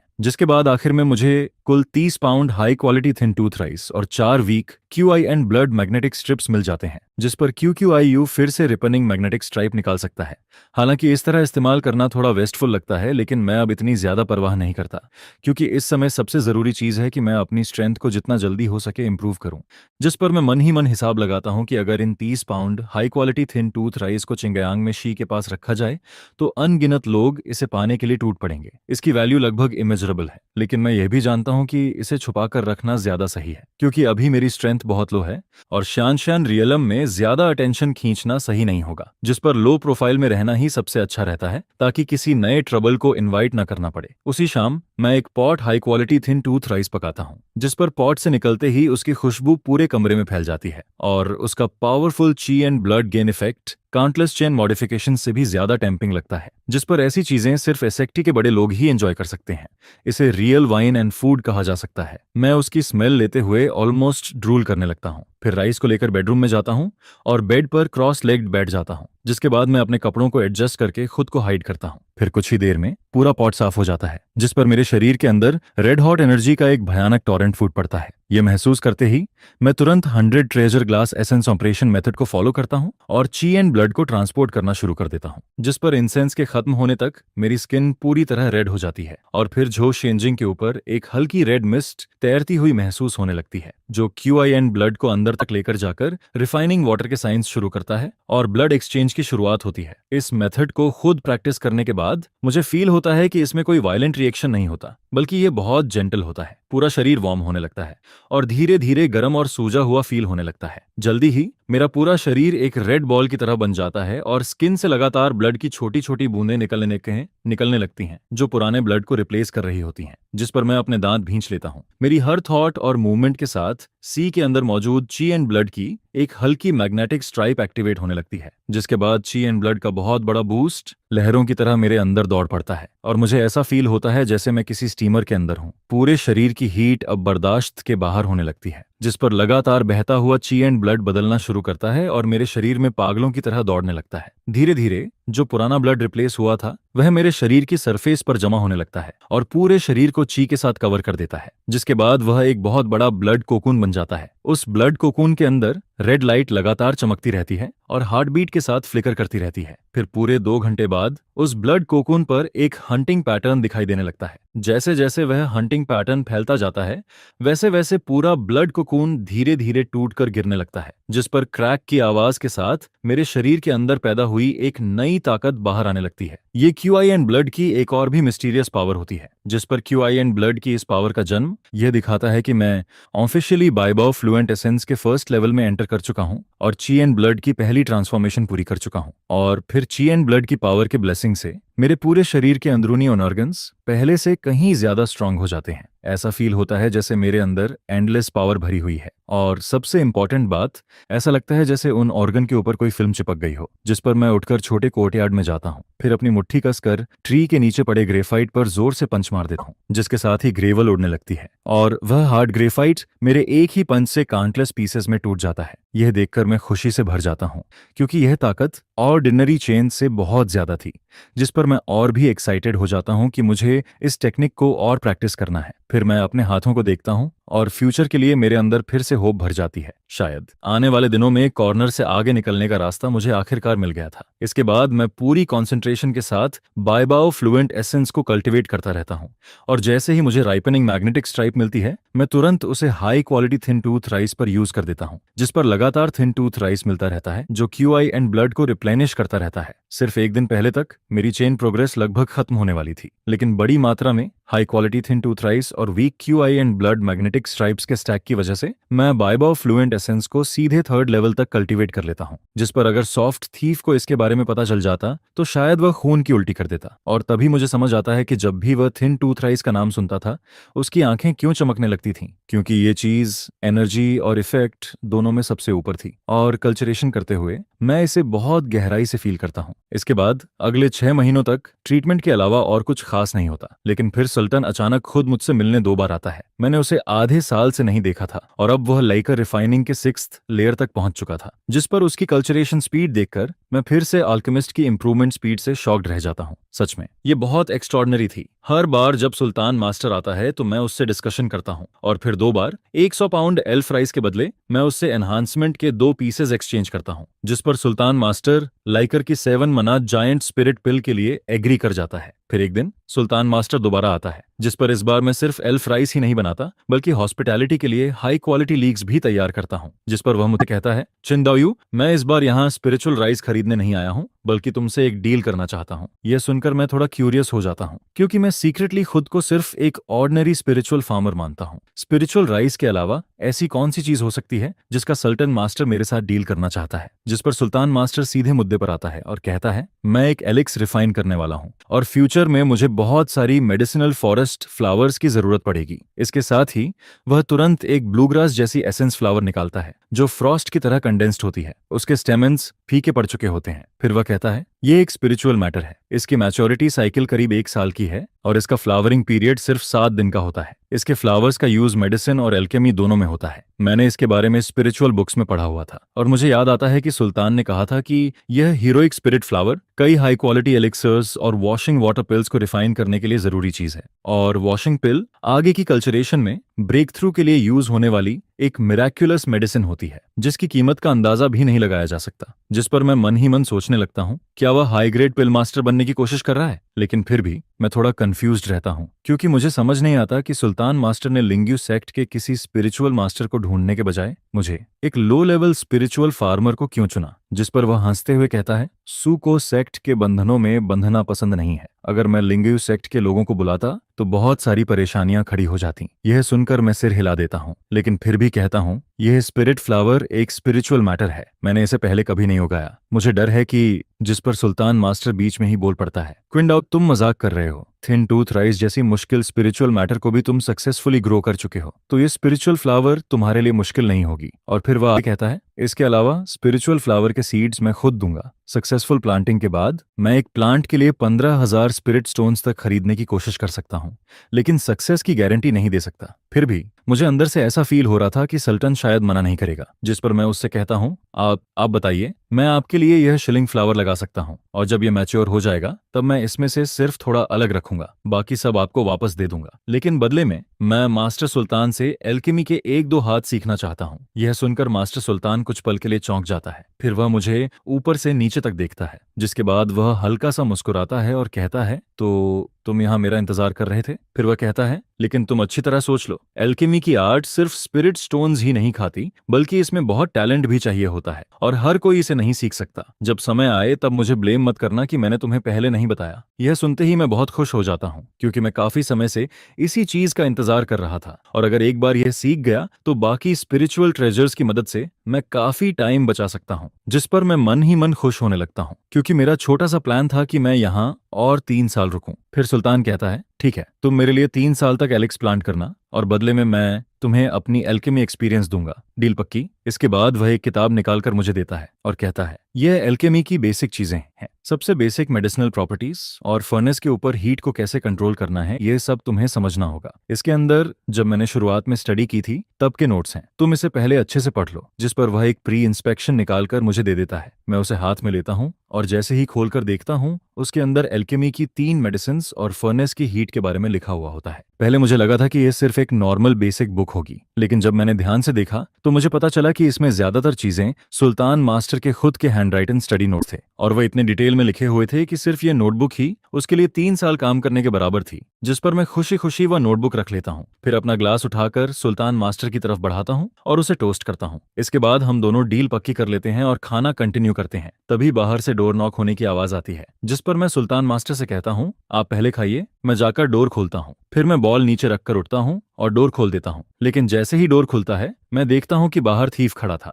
जिस पर मैं उसे अंदर बुलाने लगता हूँ, लेकिन वह हाथ हिलाकर कहता है, जरूरत नहीं, मैं इस बार भी हमेशा की तरह कुछ 0 मीटर लेने आया हूँ। लेकिन जैसे ही वह अंदर नजर डालता है उसकी नजर टेबल पर बैठी फाइट रोप वाली फिगर पर जाती है और वह कोई और नहीं बल्कि सुल्तान मास्टर होता है। यह देखकर वह कुछ देर के लिए पूरी तरह रुक जाता है। उसके चेहरे पर शौक साफ दिखाई देने लगता है क्योंकि वह सोच भी नहीं सकता था कि सुल्तान मास्टर यहाँ होगा और वह भी मेरे साथ बैठकर खाना खा रहा होगा। जिस पर वह जल्दी से सुल्तान मास्टर को ग्रीट करता है लेकिन बैठता नहीं। फिर उसकी नजर टेबल पर रखे खाने पर जाती है। वहां 0 राइस, 0 वाइन और शेकिंग बीस्ट का लीन मीट रखा होता है। ऐसा खाना कम से कम 5 स्नैक्स के बराबर था। यह देखकर उसके मन में सवाल उठने लगता है कि आखिर इन दोनों का रिलेशन क्या है, जिस पर वह मन ही मन सोचता है कि शायद उसने मुझे बहुत कम समझा था। हालांकि उसके चेहरे पर ज्यादा एक्सप्रेशन नहीं था, लेकिन अंदर ही अंदर वह मुझे पहले से ज्यादा समझ नहीं पा रहा था। फिर वह मुझसे कहता है, छिन, मैं खाना नहीं खाऊंगा और मेरे पास अभी भी वही चीज है पुराने रूल के हिसाब से, जिस पर मैं 80 पाउंड 0 राइस निकालकर उसे दे देता हूँ। वह कैजुअली उसे चेक करता है और फिर स्टोरेज बैग में रख देता है। इसके बाद वह 20 स्नैक्स निकालकर मुझे दे देता है। 0 राइस खरीदने के बाद वह हम दोनों से थोड़ी देर और बात करता है। फिर वह उठता है और वहां से चला जाता है। मैं उसे बाहर तक छोड़कर वापस डिनर टेबल पर आकर बैठ जाता हूँ। फिर मैं कहता हूँ, हाल ही में 0 मीटर मार्केट थोड़ा बढ़ा है, लेकिन सुल्तान मास्टर के सामने ये अभी भी कुछ नहीं है। जिस पर सुल्तान कहता है, मैं तुम्हारे स्पिरिचुअल फील्ड के पास एक जमीन किराए पर लेने वाला हूँ,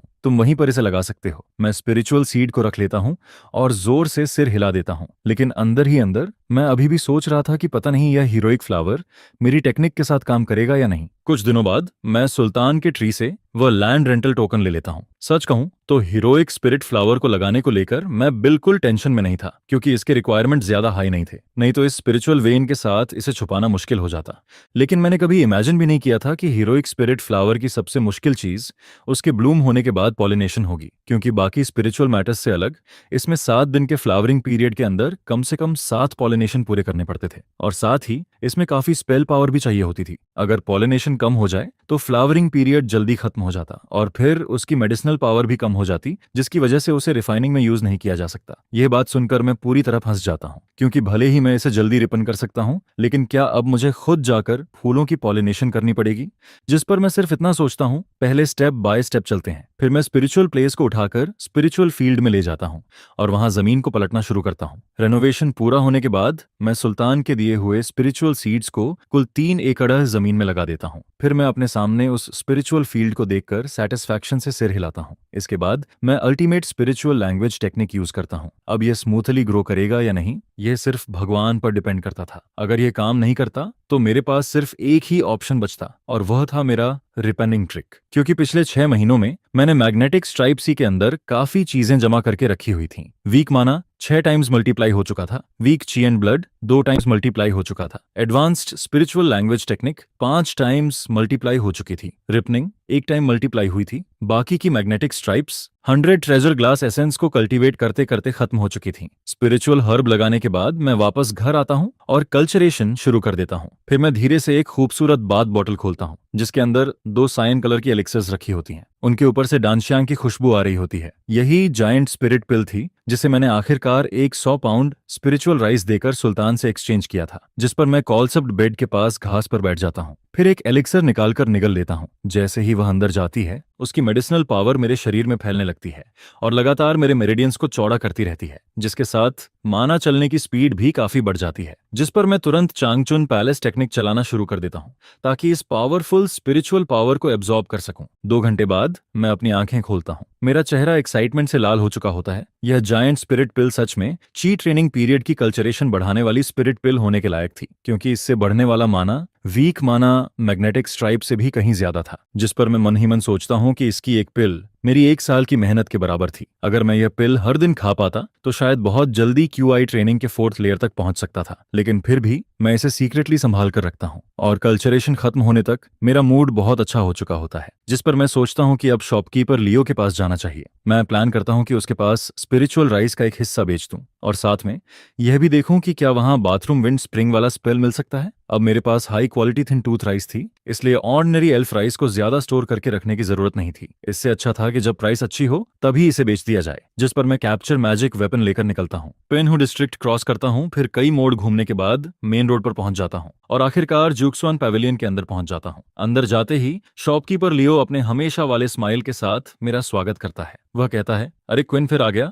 जल्दी अंदर आओ और टी लाओ। जिस पर मैं हल्का सा मुस्कुराता हूँ, लेकिन ज्यादा कुछ नहीं कहता। फिर स्पिरिचुअल राइस के 3 बड़े बैग्स निकालकर टेबल पर रख देता हूँ। यह देखकर शॉपकीपर लियो का स्माइल और चौड़ा हो जाता है। फिर वह कहता है, यह तो 300 पाउंड से भी ज्यादा लग रहा है। वह स्पिरिचुअल राइस को ले लेता है, फिर मुझे स्नैक्स देता है। जिस पर मैं उससे पूछता हूँ, शॉपकीपर ले आओ, स्पिरिचुअल राइस की प्राइस अभी भी वही है या फिर बढ़ गई है? यह सुनकर शॉपकीपर लियो थोड़ा इधर उधर देखता है, फिर धीरे से कहता है, क्विन, अब आने वाले टाइम में स्पिरिचुअल राइस की प्राइस शायद नहीं बढ़ेगी। फिर वह और पास आकर कहता है, इसके उल्टा फ्लोटिंग टैलिस्मैन और लाइफ सेविंग एलिक्सर की प्राइस थोड़ी बढ़ने वाली है। अगर तुम्हें चाहिए तो जल्दी ले लो, कुछ दिनों बाद प्राइस बदल जाएगी। जिस पर मैं पूछता हूँ, ऐसा क्यों? वह कहता है, कोई बहुत बड़ा चेंज नहीं हुआ है, लेकिन लिंग्यूमेन और जिन्यून वैली के बीच फ्रंट लाइन पर हालात खराब हो गए हैं। बैरक अब ज्यादा देर तक टिक नहीं पा रहे और लगातार बहुत कैजुअलिटीज हो रही हैं। अब लिंग्यू सेक्ट फिर से लूज कल्टीवेटर्स को बुलाने वाली है ताकि उन्हें बारबियन कल्टीवेशन एरिया में कैनन फोडर की तरह भेजा जा सके। यह सुनकर मैं कुछ देर के लिए चुप हो जाता हूँ। फिर मैं पूछता हूँ, क्या आपके यहाँ इंपीरियल हिस्टोरियन फेंकुन वाला स्पेल मिलता है? जिस पर शॉपकीपर लियो हंसने लगता है, फिर कहता है, हमारी दुकान में ऐसी कौन सी चीज है जो नहीं मिलती। इसके बाद वह कुछ जेड स्लिप्स निकालकर मेरे सामने रख देता है, फिर कहता है, ये देखो, युशोजू डवर्मिंग कंट्रोल